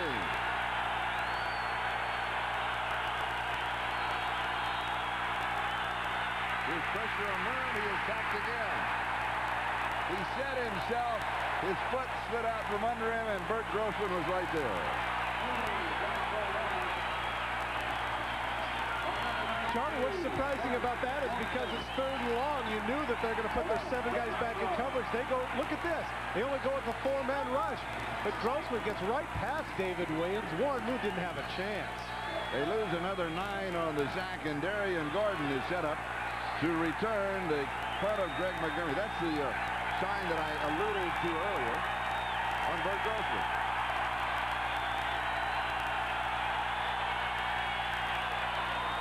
Good. Well, what a weapon that is. Well, yeah. 35-yard line. 5 yards on the return. 10 yards on it. 15 flags are down. 20. 25 yards on the return. With those kind of flags, that means they'll bring it back. Alfred Papuno absolutely clipped Michael Barrow, and that's unfortunate for the Chargers because they would have had decent field position. But let's come back to Montgomery. What a weapon it is when you have a man that can come in there and punch you out of difficulty. 59-yard punt. Officially 61. They added a couple at the end. And he was punting from the back edge of the end zone. And the last one was 77. Yeah. Man, that's something. Unfortunately for the Chargers, just when they had a little bit of momentum. Illegal block in the back by the receiving team during the return. Number 50. 10-yard penalty. Receiving team will keep the ball after enforcement of the foul. First down. They called it on Gary Plummer, but it could have been Papuno. Both guys hit people in the back. And Plummer probably most frustrated of all the Chargers. He doesn't play that much on defense against the run and shoot. This turns out to be a 35-yard penalty. Catches the ball and heads upfield. They call it on Plummer here, but watch the right of your screen. Right at the top, number 86 just hammers Barrow. Correction on the last foul. The penalty was on number 86. Thank you. And the officials corrected the PA system. Thank you, Ed Hockey. I appreciate it. And Alfred Papuno, number 86. San Diego now from their own 37-yard line, trailing in the ballgame. And Marion Butts is back in as the running back, and he's got about 3 on the play as Fuller makes the tackle. Now, you could question the play calling earlier. You recall last series, Charlie, they threw 5 times. 3 of them were incompletions. The one time they ran the ball to Marion Butts, he had a 12-yard gain. So it might be the idea here to say, look, we're only down by 5 points. Let's see if we can bang some people inside and get a running game established. Got plenty of time. Checking out the 10-minute ticker. Raiders still shutting out Cleveland just north of here. And here the score is Houston 14 and San Diego 9. With just under 9.5 left to go in the third. And here is Butts again. So the Chargers, you remember on their last drive, they had 1 running play. They picked up, 12 yards on that. And now they come back to try it again. When Montgomery and Al Smith well, again, making the last tackle. But now Ronnie Harmon comes in along with Sean Jefferson. Third down, they'll be throwing. Not only does it beat up the defensive line a little bit, but it takes some pressure off of Humphreys, who, as we mentioned ad nauseum up to this point, not having a real good game. Third down and 4. The Chargers at their own 43-yard line. This has been an excellent defensive football, both for Houston and for San Diego. A lot of great defensive players. And we've got flags and some extra pushing and shoving. And Eric Moten, who has his 3rd start at left tackle, number 77, he came rolling into the backfield. Interesting, Charlie, that clip was the first penalty the Chargers had all day. All day. This goes against. That's remarkable. This would only be their 2nd. If it is a false start. And we suspect it. False start by the offense number 70 prior to the snap. The defense is warned against coming into the neutral zone. Next time the foul would be on the defense. We'll repeat 3rd down after the 5-yard penalty. Wait. What do you mean they're warned? They're warned. That's like when you go 90 miles an hour on the freeway. The guy says, "Oh, I'll give you a warning." You're going, you know what yeah, no kidding. No, you know what Please put 2 seconds back on the clock. you know what it is? Yeah. It's like getting your wrist slapped in your hand. Thank you. That's right. And you never let those cookies go. Exactly right. Come on, a warning. Better with the cookies in your stomach and they slap your hand. 3rd down and 9.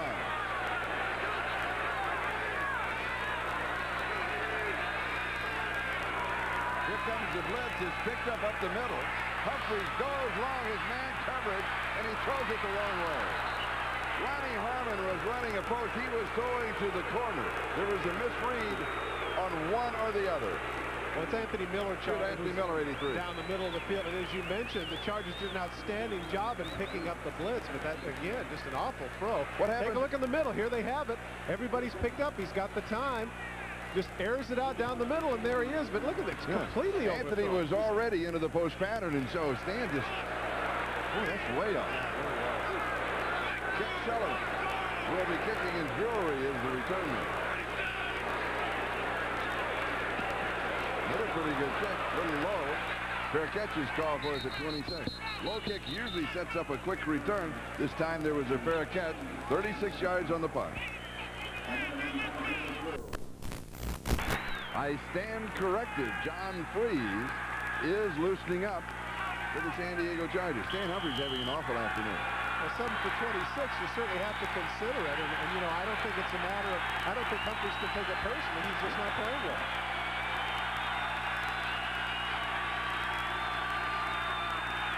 Here's Lorenzo White, and he's got a couple of yards. The Chargers and the Oilers. Junior Seau again for San Diego. Well, They have really played the run well, their defenses. and he's one of the first-round picks that they have had. They've done an outstanding job of drafting over the last couple of years. Take a look at the first-round picks for the San Diego Chargers since 1986. Leslie O'Neal there in 86. Look at all the only man who's not there, and of course that's Rod Bernstein, who's now free agent acquisition of the Denver Broncos. Miller, Grossman, Sale, Richard Mims, Gordon, all major contributors. Says a lot for the front office of the Chargers. Lorenzo White, 32 yards rushing and 10 carries. And the pass is behind. It is airborne. Wow. Is it intercepted? Or is it incomplete? No. It's incomplete. It hit the ground. What an amazing play on the part of Gordon to have a feel for the Darian ball. Gordon and Curtis Duncan were both trying to pull it in. At the end of the play, he does the 360 to come up with it. Duncan open here on the in route, gets the ball. Now watch the 360, sees the ball there. Looks, spin, almost. Oh, he almost came up with that. Great field presence on the part of Gordon. That would have been some catch. And notice how nice the shoes of Gordon look. And it's interesting to make this point, too, as we just showed the graphic. That's the latest in the first-round picks for the Chargers, making a contribution. And limping off is Curtis Duncan. But we mentioned earlier, you could see there between the 8 and the 0 that he had the rib pads. Now, in the midst of the tangle of legs with Gordon, it looks like he might have sprained either a knee or an ankle. We mentioned the shoes of Darian Gordon. Remember, he's got those funky practice shoes that he paints up. Oh, yeah. And the paint chips off. It is terrible look. But he's very proud of it. 3rd and 9. And that is going to be a false start on the left guard. It's got to be on Eric Norgard. Replacing Mike Munchak, as we mentioned at the beginning. He just got confused. A lot of different shakes, a lot of different movement. False start by the offense, number 64, prior to the snap. 5-yard penalty. It remains 3rd down.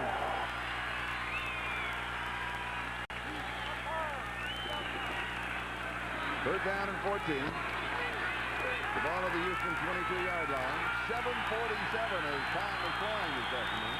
I was surprised Charlie that they were even up in a blitz. Third and long like that. Now they show the 4-man rush, and only 4 are coming. And here's the screen right side. It is to White. Nice move in the open field, but he had to pick up too much yardage. He got about 8 yards on the play. Stanley Richard and Darian Gordon on the tackle. It will be 4th down, and Greg Montgomery will be kicking. And I'm surprised here. This was really a pivotal series, and the crowd isn't more into this. You know, earlier in the game, they were much more vocal. That was a great stand by the Charger defense there to force 3 and kick, but they're not quite back in the game like they were earlier. Darian Gordon, the return man. Greg Montgomery's last 2 punts, 77 and 61 yards. And Gordon takes this one at the 17-yard line. A little hip hop at the 20, and he is dead at the 21. 51 yards on that kick. Back in a moment.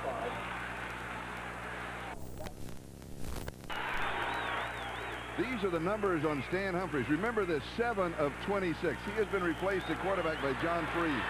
Those numbers really not indicative of the poor afternoon that he has had. Little play action fake. And Freeze opens up, goes deep to Lewis, who is there, has to wait on him, he makes the play. 32-yard line of Houston.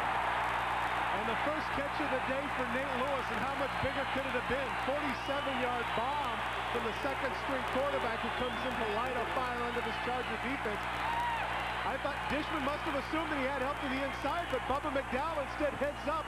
And now Marcus Robertson has to come from the other side of the field. That was a miscommunication on the part of Dishman and McDowell that enabled the Chargers to get that big play.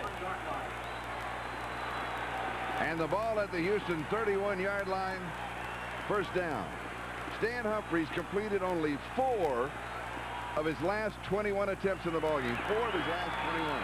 And Freeze has replaced him, and we've got a timeout. San Diego. That's their first charge timeout. 6:13 left to go in the third.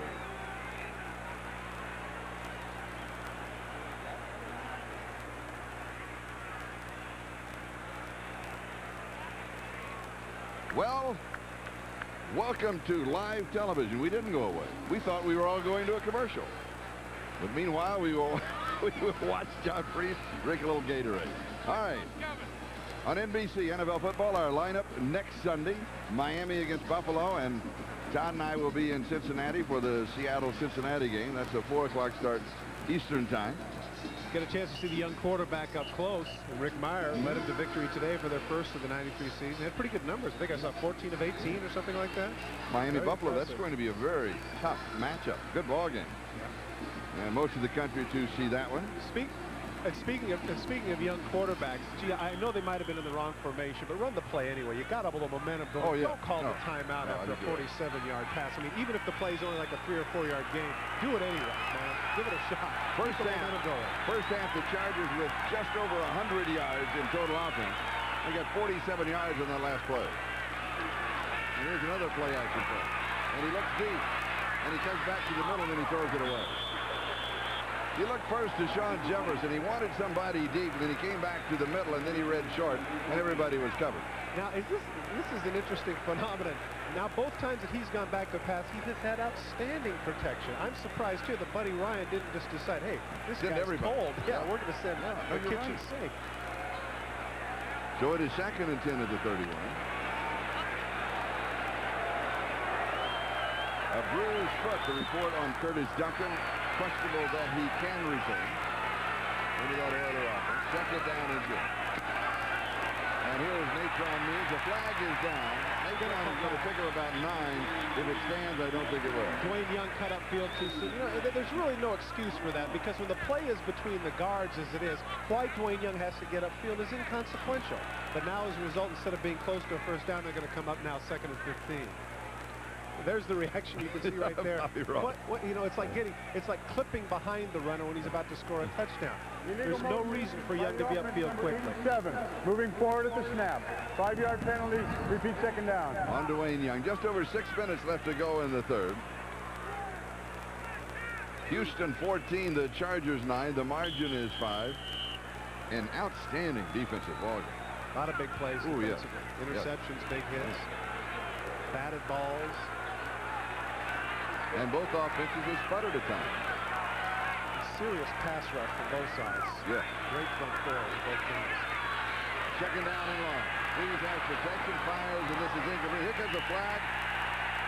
24 yards in the air. That's the distance of the flag. Well, it's interesting. Al Smith is complaining to the official that he thinks it should be against the tight end. He's saying, what? Derek Walker, the intended receiver. He is number 89. This is one of the few things that I do know a little bit about. That's the collision of the tight end and the linebacker downfield. Pass interference by the defense, number 54. Automatic first down. He's not very happy about it. Watch the middle of the field. There's a clip right at the top. You can see 54 holding on to it. Al Smith. Oh, wait, they're holding on to each other. What's he beefing about here? No, that should have been defensive holding. He just had a bear hug of the tight end. Pro Bowler the last 2 years, but now at the coming out of Michael Barrow, Al Smith comes out on passing downs. I think he's complaining I was being held also. I don't think so. There's a little wrestling match. Not when you're trying to catch the ball. First down at the 27-yard line. And here is Means to the 25. Al Smith took it out on Means, making the tackle there in the middle of the pile. Gain of 2. It'll be 2nd down and 8.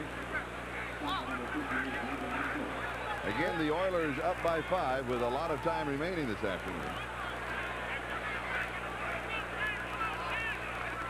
Both ball clubs coming into the game with identical records of 1-1.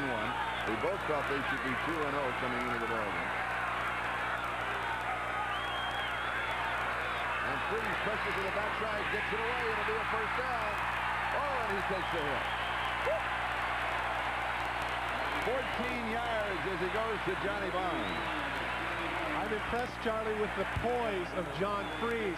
Here comes the linebacker blitz right there. Eddie Robinson completely untouched right in his face, not from his backside. Freeze sits in there, able to get the ball to Barnes over the middle with nobody in coverage. Outstanding job of composure on the part of John Freeze. Freeze now 2 of 3 for 61 yards. And it's a first down at the Houston 11. Natron Means, and he goes to the 9. He has a couple of his second down NA. Bubba McDowell makes the tackle. I would have liked a play-action play on first down. Tackle number 25. Just confuse him. I would look for here, a great play for the Chargers would be the fake bootleg, where it looks like they're going to go run right with the counter and then come back left. Freeze not known as a real mobile quarterback. That'd be something that would work down here inside the 20. Alfred Papunu checks into that offensive set. Sean Jefferson comes out.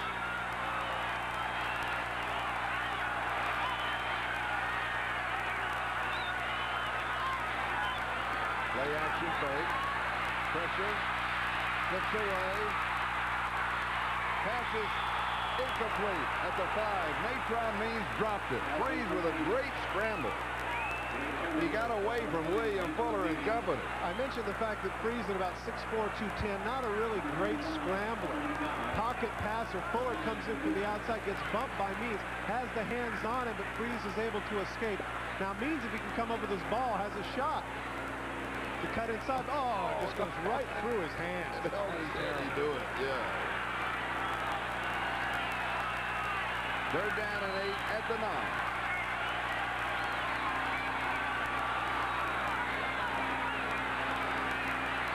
Freeze in zone.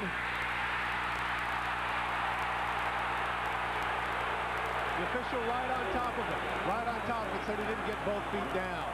Just ran out of end zone. That was really a nice throw on the part of Freeze. Lewis not able to get his feet in. Take a look at the feet there. Take a look at the feet by Nate Lewis. Here's the catch. There's one foot down. Where's the left foot? No. Excellent call by the official right on If top. he drags it, or as they say, dots the I, he's got the touchdown, but he doesn't. But he didn't. And Carney will try to add 3 more.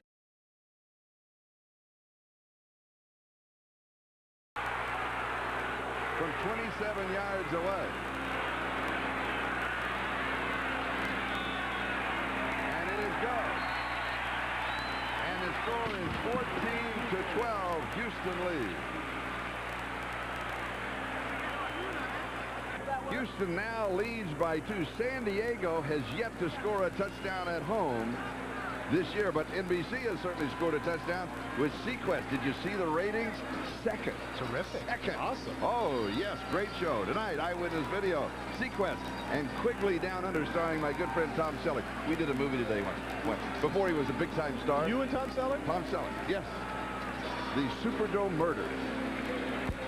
Oh, yeah. Ooh, boy, that's right up there with My Mother the Car. Oh, yeah, it's a real biggie. It's in the same genre.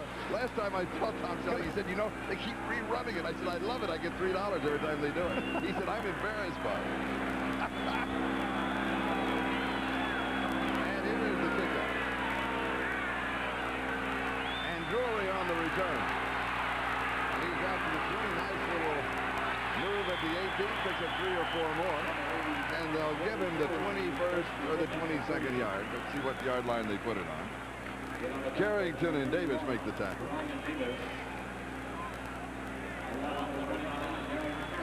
And we have the report that Curtis Duncan will not be returning as one of their 4 wide receivers, so Leonard Harris will replace him, and Duncan has 3 receptions for 54 yards in the ballgame. Well, if there's one place where the Houston Oilers have depth, it is a wide receiver. Yep. They carry 8 on the roster. The Oilers lead it by 2, 14-12, with 3:22. That is the time remaining. We're in the 3rd quarter in this defensive battle here at San Diego Jack Murphy Stadium. And Warren drops the pass off to Jeffers underneath the coverage, so he goes to the 28-yard line. He'll pick up about 6 on the play. But I think, you know, we have mentioned it several times, but we have to give accolades to the secondary of the Chargers and to the secondary of the Oilers. Their coverage has really been outstanding. There is Leonard Harris. He's replacing Curtis Duncan. as one of the 4 wide receivers in what has become the shoot and shoot, because the run has been taken away from the Oilers in this ballgame. And Warren Moon has pressure, and he is sacked. Third time that he's been sacked in the ballgame. Sean Lee is the man who got it. You mentioned again the secondary. That was the key there. You know, heading into this game, Charlie, the San Diego Chargers have been giving up like a 73% completion ratio to their opponents, but you can see Moon has plenty of time. He just can't find anybody, and Sean Lee is able to run down Moon from behind. Much maligned secondary for the Chargers is this, as thus far really risen to the occasion. They certainly have. And don't overlook what Buddy Ryan has done with the defense of the Oilers. They have truly been outstanding. And it's 3rd down and 4. Oilers up by 2.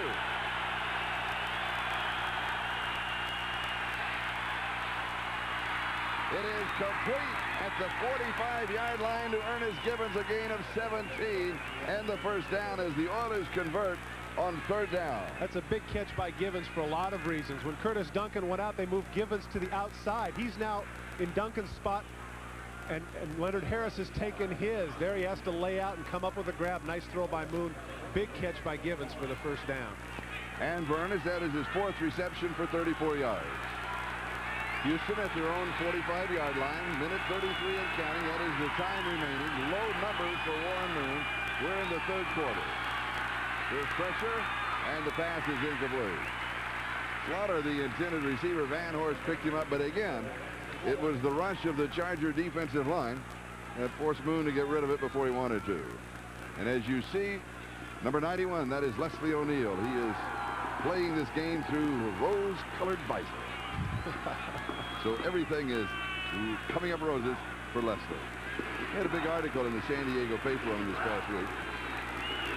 Very modestly, he was quoted. I had an interesting conversation with him yesterday regarding as to whether or not, now with the new money, if he's still hungry. And he said, absolutely. Oh, he's always hungry. He's a great guy. Very quotable, but he's always involved.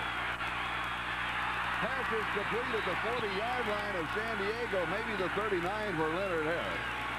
16 yards on the play, and now Warren Moon is working on all cylinders. Darren Carrington with the tackle, and he's firing that ball. Give him a little time, and he'll cut you to pieces. Well, they caught him in a 4-man rush, a little bit of a zone defense there. He just finds the crease. Nice throw by Moon. Junior Sale lays out, but can't quite come up with it. Couldn't quite get back to it. Spotted at the 39-yard line of San Diego. Moon now 16 of 31 as you look at Curtis Duncan, who is injured on the sideline and not involved in this drive. Moon, a little timing pass. It is juggled and almost picked on. Jeffries couldn't come down with Donald Frank. Oh, stole it away from him. It's incomplete. Terry Bradshaw and John Stallworth popularized that play a couple of years ago. All it is he just stops and he throws it for a jump ball, and Haywood Jeffries nearly 6'3" and Frank at about 5'10". The whole idea is to take advantage of his height, but look what Frank does there with the left arm right in the middle of his arms and strips the ball. Good and play. Who originally popularized that play as the alley-oop? I know that. I knew you would. Y.A. Tittle, R.C. Owens. Kezar Stadium. Second down. 38 seconds left. Third quarter. Oilers on the move. Warren wanted to go deep and had to come back. He looked deep, he looked middle, and he came back underneath. It is still incomplete. He's got to be frustrated. Every time he gets the time to throw, the coverage is great. You can see a little frustration on his face right there as he's screaming to his receivers to get open. They're screaming back. We're trying. Yeah, exactly. Check the 10-minute ticker of the games that started or that finished earlier today, and also the other games that are underway late this afternoon. It is absolutely gorgeous here in San Diego. The temperature now in the 70s, not a cloud in the sky. Perfect afternoon for football. Moon goes deep, and this one is picked out. He forced it into double coverage. Really good.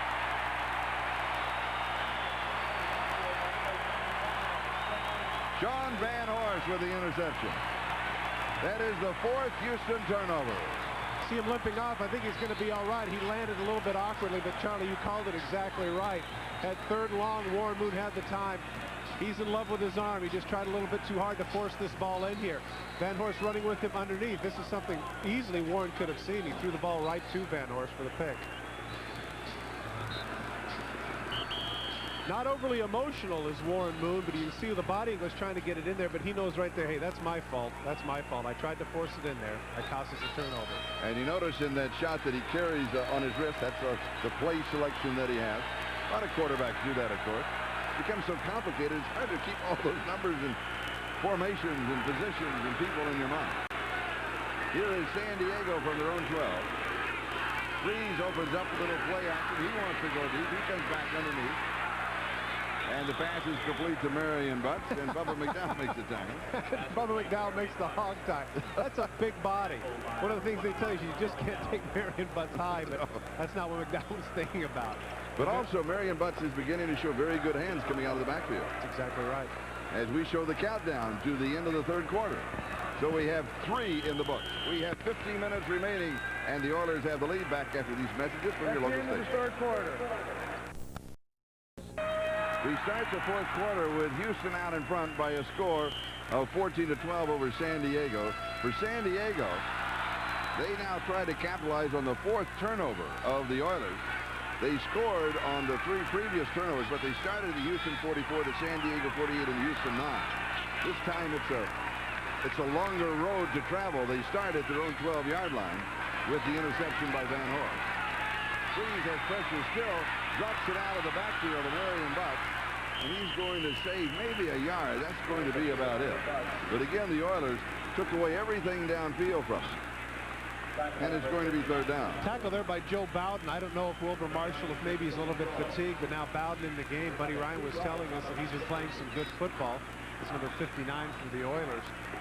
He's the one that was being replaced by Marshall, but maybe Marshall's knee locked up on him a little bit, a little fatigued, and now Bowden's back in the game. John Freeze has completed 4 of 7 passes for 63 yards, and there is the man who they all tell us, this is the leader of the defense, Wilbur Marshall. Here's pressure on the blitz, and the pass is incomplete. Nate Lewis way under the front. Oh, who was coming? Is that Bubba McDowell on a safety blitz? Bubba McDowell, it's what's called a jet rip blue slash. The blue slash is the strong safety who comes inside the linebacker. Here he comes completely untouched, and as I mentioned earlier, I'm surprised they hadn't been doing that sooner because Freeze certainly isn't used to that kind of pass rush coming cold from the bench. Jet rip blue slash. Jet rip blue slash. And that was the blue of John Freeze that got slashed, wasn't it? Okay, Ken Sullivan to kick, and Drury is the returner. And here comes everybody, and he barely gets it off. Somebody may have had a piece of it. And we've got a flag. And it's going to take a bit of a San Diego roll to the Houston 41-yard line. A flag at the 5-yard line. 44 yards on the game. The Oilers hit everybody except the return man. Now, when you take a look at this, the argument is the running into the kicker, roughing the kicker, or giving him enough room to step down, because as best as I could see, nobody actually hit the kicker. He tripped over somebody. Hopefully on the replay we can get a chance to see that. And the other thing, of course, is that if the Oilers got a piece of the ball, well, either way, then you can go into it. Running into the kicker by the defense, number 25. Was not an automatic first down penalty, 5 yards only. The penalty is declined, first down. As you run into him or as you step over him, there's number 25 laying down. It's enough of a collision, though, to justify the flag. We'll be back. TC is brought to you by Chevrolet, who invites you to see all the new Chevy cars for 1994. By Little Caesars Pizza, where you always get 2 great pizzas for 1 low price. By Bud Light, if you want great taste that won't fill you up and never lets you down, make it a Bud Light. And by Xerox, the document company. See your documents differently. See your business differently. Decision by San Diego. They could have had 5 more yards out to the 20 and then kicked again, but from Kent Sullivan, the punter who has replaced the injured John Kidd, they got 44 yards with no return. They settled for it, and here come the Oilers. Webster Slaughter on the receiving end of the Warren Moon pass. Marquez Pope chases him down for San Diego. And here's another look. Out route by Slaughter, something that's been effective for him earlier in the game. 9-yard gain there. With some big years with the Cleveland Browns. 4th reception of the ball game for Slaughter. 30 yards total. He does have a touchdown. He's also coming home. Webster Slaughter played his collegiate ball here at San Diego State. 2nd and 1. Here's the first down as Lorenzo White picks it up. You have something for us? Well, this would be the time where, you know, the Houston Oilers really want to establish themselves. We keep talking about all the talent that they have. 14 Pro Bowlers on this roster. You'll see the names down there and the number of times that they have been there. That's the most of any team in the National Football League. And as we talked at the head of the show, Charlie, about expectations, when you have that many All-Pros on your team, the natural assumption is that this is a team that should be going places. Of high expectation. Very high, yeah. The ball at the San Diego 45. Houston up by 2, 14-12. Little pump fake. Warren rolls right. He's looking. And he completes the pass at the 40-yard line to Lorenzo White. He also had positioned himself, if he so desired, to throw the ball away, because he was outside of where the tight ends might be if they had tight ends in their particular set, which they don't. Well, the thing that continues to press me about Warren Moon is that you look at some of the other quarterbacks in their late 30s, and needless to say, the mobility is not what it once was, but he can still get out there. And he actually last week made a couple of nice runs, so he can still clear the rush and make things happen.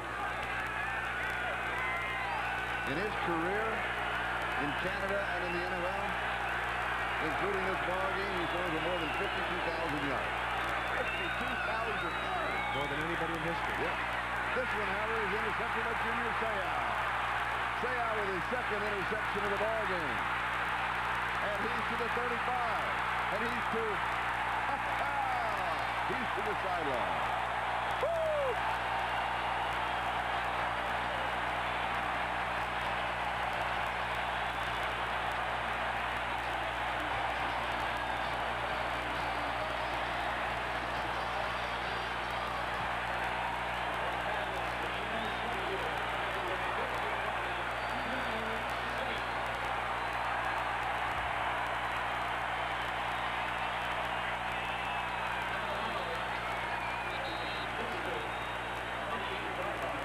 There's some local elections happening in San Diego, and I have a name for mayor. His name is Seau. Take a look at the catch here. Now, watch the running ability of number 55. Athletic ability of one who used to compete in the decathlon. Was 22 points a game in basketball in his senior year at Oceanside High School, showing the speed and mobility and athletic ability of somebody who shouldn't be able to do that at 6'3", 250 pounds. Mayor? No. Keith. Well, that's right. We had a chance to pan in the stands a number of his family members there of Samoan descent. Oh, yeah. Natron Means picks up 4. It'll be 2nd down. For San Diego at home, so far offensively, through 11 quarters plus, it has been Carney or nada. There's John Carney with the field goals. Here's his family cheering him on, his Junior Seau family. a lot of teeth up there, a lot of smiles. And the nada, of course, being that the Chargers have yet to score a touchdown at home. Natron Means gets a little closer. He goes to the 20-yard line. It's going to be 3rd down and short. And one of the problems that you have when you take for granted the fact that you have an excellent kicker is that you're a lot more conservative in your offensive approach. Yes, it's all well and good for San Diego to establish a running game, but 2 straight plunges into the line under the assumption that Carney is automatic on the dirt infield. I don't think that's wisdom. 3rd down and a long yard. In reality, it's about a yard and a half.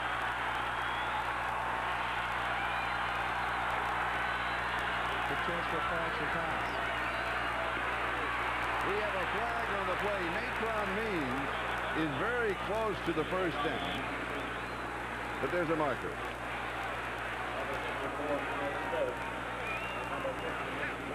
Looks like it could be offsides. It didn't appear that anybody moved for San Diego, so there was probably somebody in the neutral zone. Offsides by the defense, number 96, lined up in the neutral zone. 5-yard penalty, 1st down. And that is Sean Jones at 6'7", 268 pounds. A very costly penalty. It really is, because it gives the momentum back to San Diego. You know, they really did stuff him on 2 plays. If they'd have forced him to kick, okay, all well and good. So San Diego goes up 15-14. There's still over 10 minutes left in the game. Now if San Diego were to go in for the touchdown here, then that would be a very, very costly penalty. First down at the Houston 14.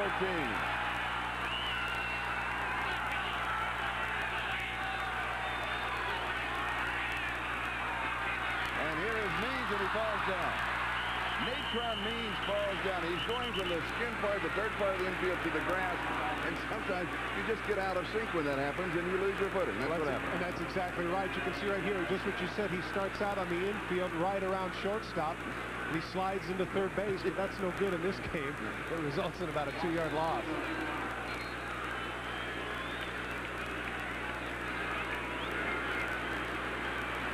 Second down and 13. Again, the age-old argument, Charlie. Are you playing to win or are you playing not to lose? Very conservative here in these last 4 or 5 plays.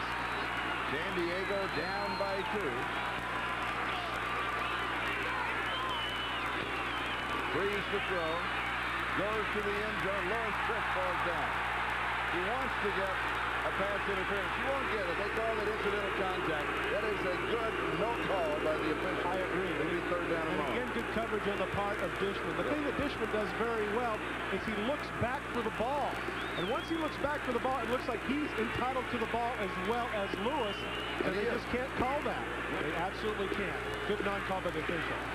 And once again, Charlie, we bring up the point that if you recall in the second quarter, a similar situation happened after Seau's interception. The offense didn't do anything. The defense isn't getting the rest. And even if they kick the field goal, that's got to be a concern. Third down and 13. Freeze with all the time in the world. Throws to the far corner. He wanted it away. Nate Lewis over there. The pass is incomplete. It is fourth down. So I will go back to what we said a moment ago. It is Nada on touchdowns, and Carney will go for the field goal. Got plenty of time back there. He tries to motion Lewis over, but he didn't get him over in time. And now for the 28th, and again, we mentioned record chance. I mean, it is a record. He continues to further his own. How difficult is this going to be on the infield? That really is right around shortstop for a 36-yard attempt. And John Freeze, who saved it on the last hole, has the good hole. Here is the kick. It is good. And the Chargers have the lead.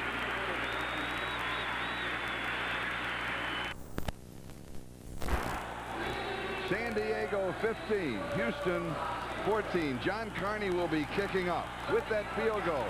He has now hit 28 in a row. This year, he has hit 12 of 12.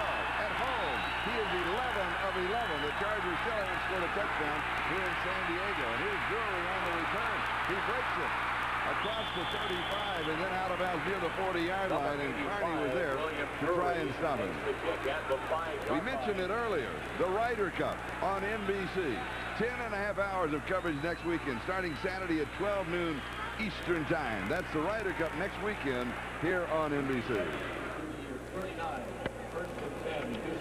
You know, despite all the mistakes, despite all the errors and all the plays here, this is really a good game. It is a good ball game. Good game. Houston now down by 1, 15-14. Now it's Cody Carlson. Cody Carlson has replaced Warren Moon.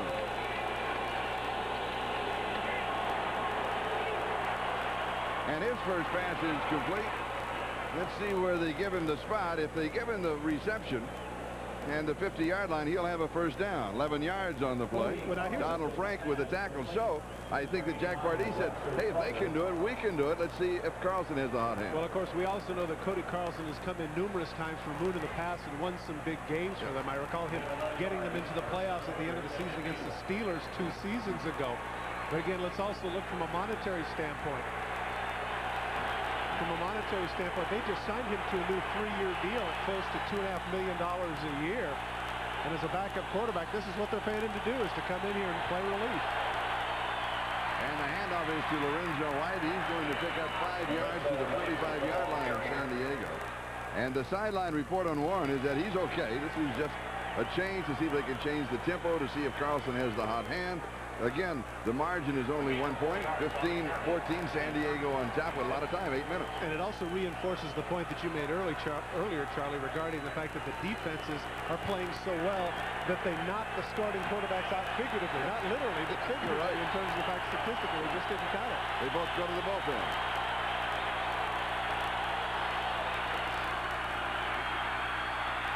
Carlson throws, passes complete, first down, 30, 29-yard line.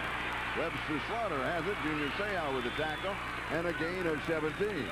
Can a quarterback change the tempo of the defense that much? All of a sudden, John Freeze comes in, he's completing passes.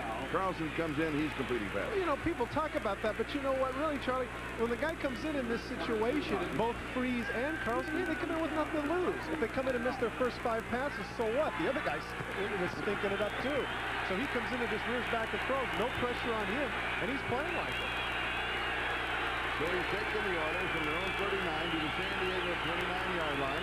We're moving on the 7-minute mark, time remaining. Flag is down. Pass is incomplete. So we'll check out the flag. For about the 4th time, the receiver in motion went too soon. That was Slaughter, who headed upfield a little bit too quick. But the Chargers more than likely will let that one go and make him go to second down.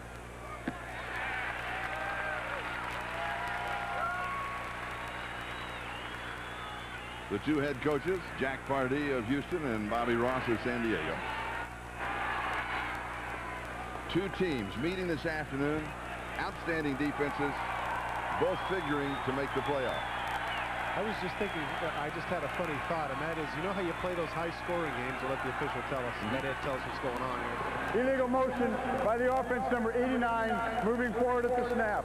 The penalty is declined, brings up second down.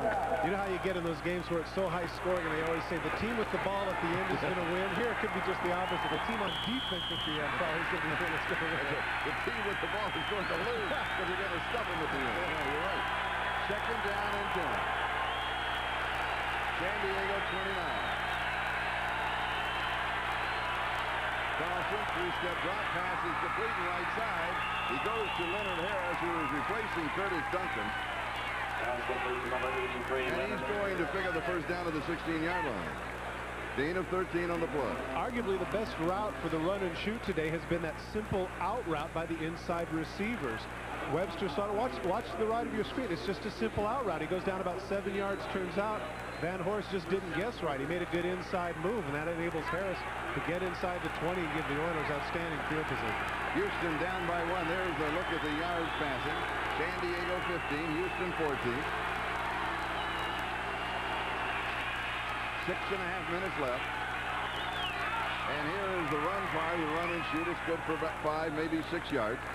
They'll mark it almost the 10-yard line. It's going to be second down and 4. Marquez Pope making the tackle. Lorenzo White has rushed for 47 yards and 13 carries. But even with those yards, Charlie, he's really been a non-factor. Yeah, the running game hasn't been consequential for the Oilers here.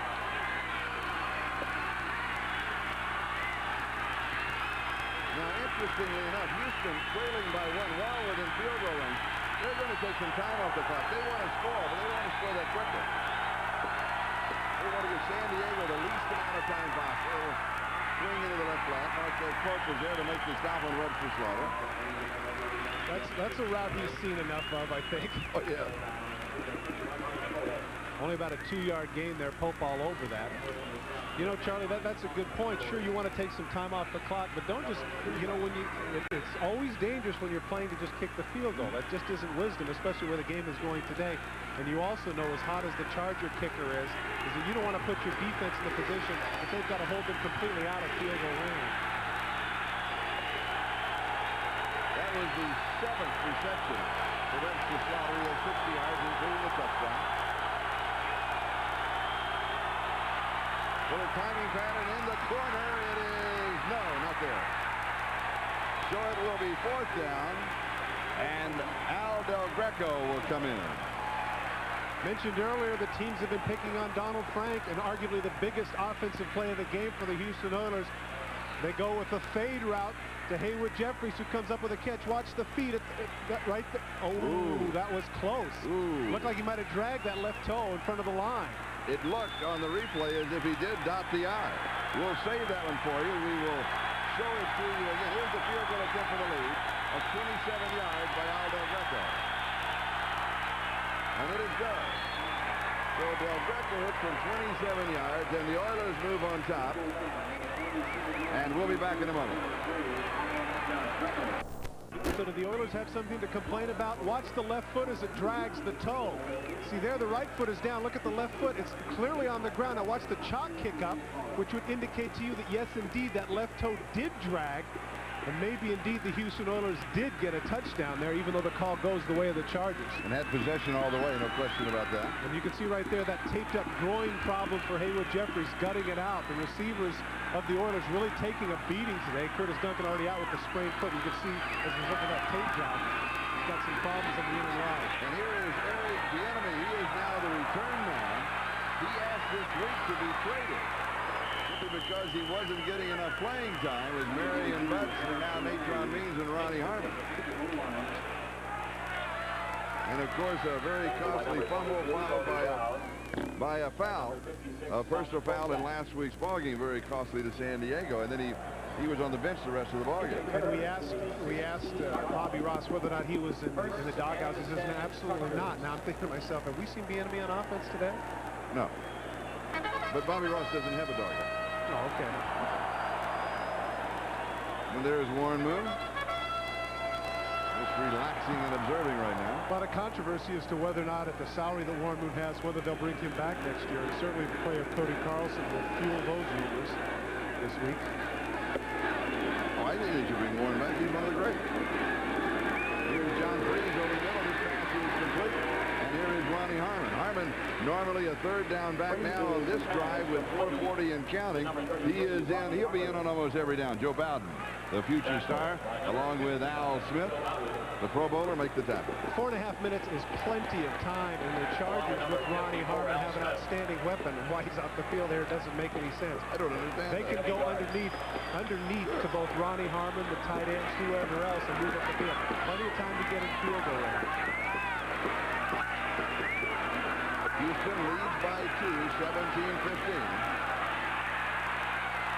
And here is Marion Butts, and he just keeps plowing away.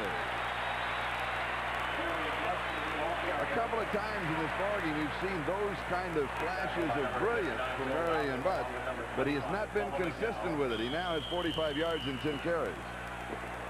Showing the power that you just mentioned, Marion Butts cuts in 1 tackle, 2 tackles, spins off of that. Look at the number of bodies it takes to bring him down. 4 Houston Oilers to bring Marion Butts down. And we have a timeout. We have an injury. We'll be back. The Buffalo Bills. Dan Marino and company will be out for revenge against the team that kept them out of the Super Bowl. But it won't be easy. Jim Kelly's Bills are coming off an upset of the Cowboys and are undefeated. It's a rematch of last year's AFC Championship game. The NFL on NBC next Sunday. William Fuller, the injured player, he's all right. But look at those uniforms. That is indicative of the kind of ballgame that we've seen today. Yeah, you know, Charlie, and San Diego's not really representative of that. People don't think of that as smash-mouth, dirty, hard-nosed football, but I tell you what, that's the way it's been today. Really exciting, very physical contest. First down. San Diego at their own 32-yard line. Oilers up by 2, 17-15. Freeze, backup quarterback, throw. Too high, incomplete. Sean Jefferson, the intended receiver. Darrell Lewis was there for the Oilers. That's the responsibility right now. The onus falls squarely on the shoulders of this man, Buddy Ryan. With all the attention, all the notoriety, everything else, he's got the young quarterback in there. When to blitz, when not to blitz, what kind of different strategies and variations to come up with. He's got to keep the Chargers out of field goal range. On the other side, Bill Arnsparger, defensive coordinator for San Diego, more of a quiet man. He has that same challenge because this one, 3.5 left. A little over 3.5. There's a lot of football left. Freeze back to throw. Has protection. Steps away again. Comes back as all the time in the world. Throws. Passes complete. And it will be a first down by about a yard. Curious point here, Charlie. I noticed that Marion Butts is still in the game. Nice catch by Walker in the middle of the field. Well, why isn't Ronnie Harmon in the game when clearly they're going to have to throw the ball? Here he comes. A lot of time here for Freese. He does a good job moving right and left to buy that time that enables Walker to get open in the middle of the field and give the Chargers a first down. Very heads up. Once again, I reiterate the point. An amazing amount of composure for Freese, who really hasn't had regular season game experience since 1991. He was out all of last year with the injury. Now Ronnie on flag down. Ronnie Harmon is back in to the offensive set. This is Nate Lord. And if it stands, it's going to be right at the first down marker. We'll go back to the marker. Caught it in a very awkward way. He had his leg folded underneath him and got hit in the middle of the back. Very awkward way to land there for number 81. Offsides against the Oilers. They're going to let that go. They certainly want the play.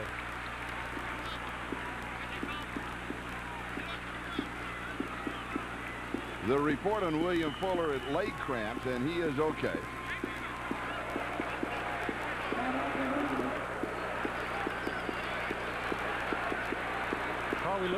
While we await the measurement, Jack Riley has to be thinking on the offensive side of the ball for the Chargers. What do we do here to get into field goal range, but not lose the ball, not turn it over, but at the same time not be too conservative? It's a very precarious balance here. First down. We have a report now. The time here is just right at 4 o'clock in the afternoon. Defense offsides. Number 96 lined up in the neutral zone. The result of the play was a first down. The penalty is declined. First down. Temperature on the field this afternoon, 88 degrees.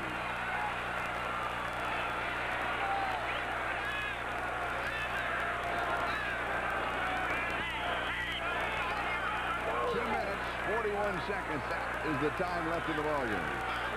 Houston 17, San Diego 15. And all of the scoring at home this year has been by the foot of John Carney for San Diego. And he may have an opportunity to win this one. Marion Buck. Wow. And there is absolutely nothing. Here's a reminder, following the game on most of these NBC stations, don't miss Eyewitness Video, then Sequest. Timeout San Diego. NBC Sunday Night Movie, Quigley Down Under. Viewers on the West Coast, of course, will see these shows at their regularly scheduled time. Timeout is taken on the field. We now have 2 minutes and 30 seconds left. We'll step aside. We'll be right back to San Diego. There's Cole. But so the true drama of the moment is with John Freese, because this is the second timeout that he has taken. Remember the first one? He had the wrong people, the wrong person that wasn't comfortable. Here's with 2:30 left to go. I mean, I think we're seeing inexperience of a backup quarterback who has not had that much actual battle time. And what could come back to haunt them there is that instead of the clock running and then getting into field goal range, that could preserve some time for Houston when they have to kick back to them, assuming that they were to kick a field goal. Freese pass is completed as a first down. Here is Derek Walker. He is to the 29-yard line. 17 yards on the play. Wilbur Marshall and Darrell Lewis make the tackle at the 29. Tight end in the middle of the field, covered by the back, or they just let him slip in between. They're looking at everybody else but the tight ends. Wilbur Marshall. Timeout, Houston. That's their first charge. Timeout. But didn't get it's a 40-second timeout. And now Houston calls the timeout, and what we mentioned earlier comes into play here. That 30 seconds that could have been drained off the clock by Freese not calling timeout is going to come back and help Houston under the assumption that San Diego kicks here. And we were talking gets the ball back. Same scenario at the other end of the field, that the Oilers wanted to burn off as much time before they scored to give San Diego the least amount of time. And now the tables, of course, are turned. 2:08 is the time remaining in the ball game. And there is the magic foot of John Carney, who at home has hit 11 of 11. I think another concern here, Charlie, for the San Diego Chargers is that you don't want to find yourself in a position where you're overly conservative. Right now, there's a 30-yard line. That's a 47-yard kick on the infield. That's not exactly a guarantee by any stretch. No, his career long, a couple of years ago, 54. And this year, the long this year is 50. And his longest in this ball game is 36. He has hit 5 out of 5, 34, 34, 27, 27, and 36.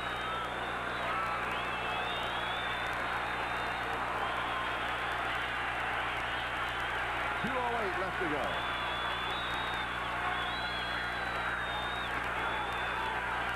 First down, here's Marion Butts. And he's got a couple of yards. Now the 2-minute warning will be given to both benches. We'll step aside, but we'll be back. That's a guarantee. As we come back to San Diego, you can see from the position of the ball, they're on the infield. And so the scuff theory comes into play. Well, the scuff theory here. The scuff theory. Well, he really doesn't have a choice. Instead of getting inside, there's no, under the assumption that they don't get inside the 10-yard line, regardless, he's going to have to kick off the infield dirt. And that would mean that he probably wants a kick inside 40 yards, because if he scuffs beyond that, that's going to mess with the distance. Well, you can scuff inside and still just get it up and kind of work its way through. And here's Marion Butts. He jumps to the outside, needs a block, has a screen block, has the first down. Oh, big play for San Diego. And a big block downfield, as you pointed out, Charlie, by Anthony Miller. Anthony Miller, noted usually as the great pass catcher, does a great job of being out in front of Marion Butts to enable him to get that extra yardage. A gain of 13 yards on the play and the first down. You mentioned earlier that William Fuller was out. He was the one that had contained in that play. Timeout, Houston. That's their second charge team timeout. So It's a Houston now 40-second will take a timeout. timeout. They have one timeout remaining. The Chargers have one timeout remaining. With William Fuller on the bench with leg cramps, they put in Keith McCants. Keith McCants is a recent acquisition off of waivers. He's at the left defensive end. Take a look here. Watch the top of your screen. They lose contain. Stan Brock stays with him, and he lets him get to the outside. And by letting him get to the outside, that enables Butts to get the first down. You saw the block, as you mentioned, by Miller on Dishman to enable him to get those extra yards. Now they're well within safe field goal range. They have to protect the ball here. This is the 10th play of the drive that used up almost 3.5 minutes off of the clock. The Chargers' longest drive of the ballgame. And there is John Carney, who is 5 of 5 in the ballgame. Well, after Stan Humphries had led the team to 11 of 5 in an AFC West championship, John Freese was pretty much of a non-entity. People didn't know who he was or what he was doing, and for that matter, didn't really care. And here is Marion Butts. He is simply trying to get closer. Now, the Chargers had that one timeout remaining, and they could well just save it to set up the field goal attempt. Or they might not have to use it at all. Timeout, Houston. That's their third and final team timeout. Houston now takes the 40-second timeout. 1:17 with time remaining in the game. And while we talk about setting up the field goal, don't overlook the fact that Marion Butts, the way that he has been running here in the fourth quarter, if he can get to the outside on grass, he could score a touchdown. Well, but again, at this point, that of course, that would solve everything. But at this point, their concern is that they just don't want to give the ball up. Charlie, I played a game in 1984 against the Denver Broncos. We're at home against the Raiders. Similar situation. And we're just trying to set up for the field goal. We hand off to Frank Hawkins. He plunges out the left tackle. They strip the ball away from him on the 6-yard line. We lose the game in overtime. Absolutely nothing guaranteed here.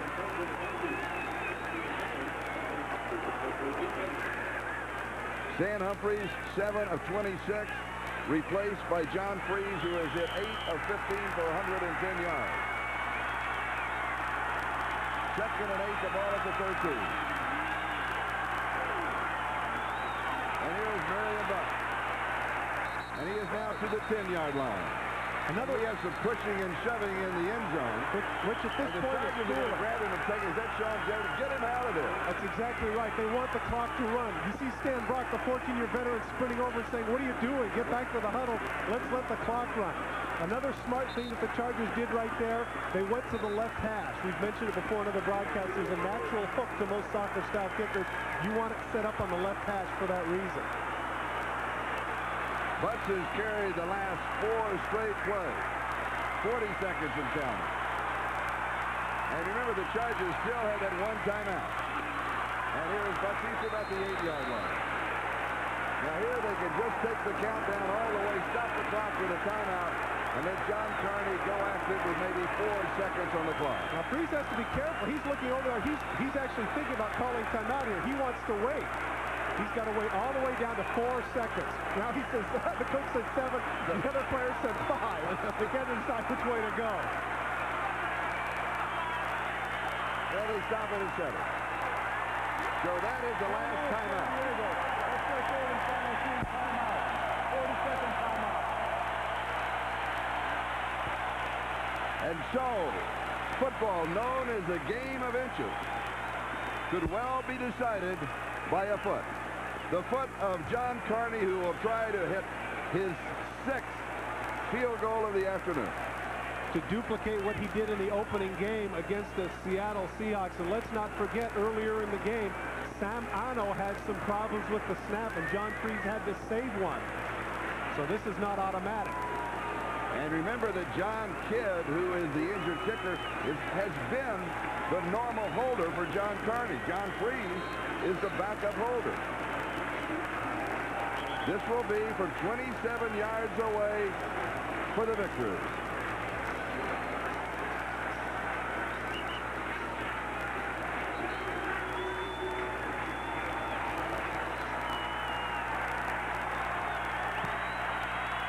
And when did the odds catch up to you, Charlie? This would be 29 straight field goals. When did the odds catch up?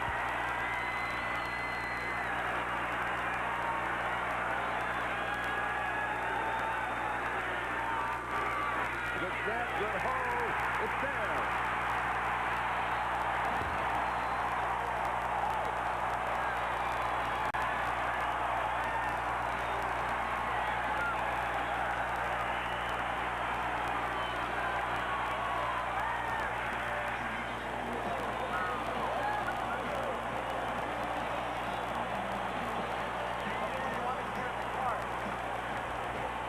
There are still 3 seconds remaining in the ball game. Remember, we said the timeout with 4 seconds left. They took it with 7 on the clock. There's still 3 left, and so now it's time for the Hager Wrinkle-Free Cotton's super play of the game. Well, gee, we had to think about this one really long and hard, but this is the one that we came up with. Clearly, the player of the game is the man who kicked 6 field goals today, as we mentioned, matching the owner. The Hager Wrinkle-Free Cotton super play of the game has to be the field goal by John Carney there. That's the game winner. 27 yards, excellent snap, nice hold right on the infield. Carney, no problem at all, right down the middle. That is our Hager Wrinkle-Free Cotton super play of the game.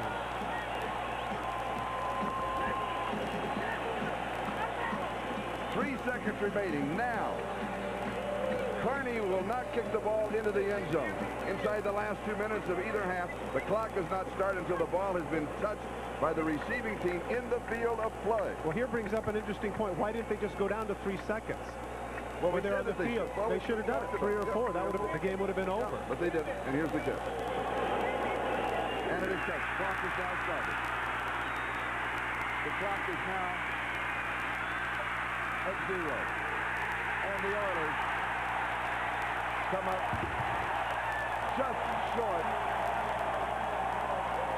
of San Diego.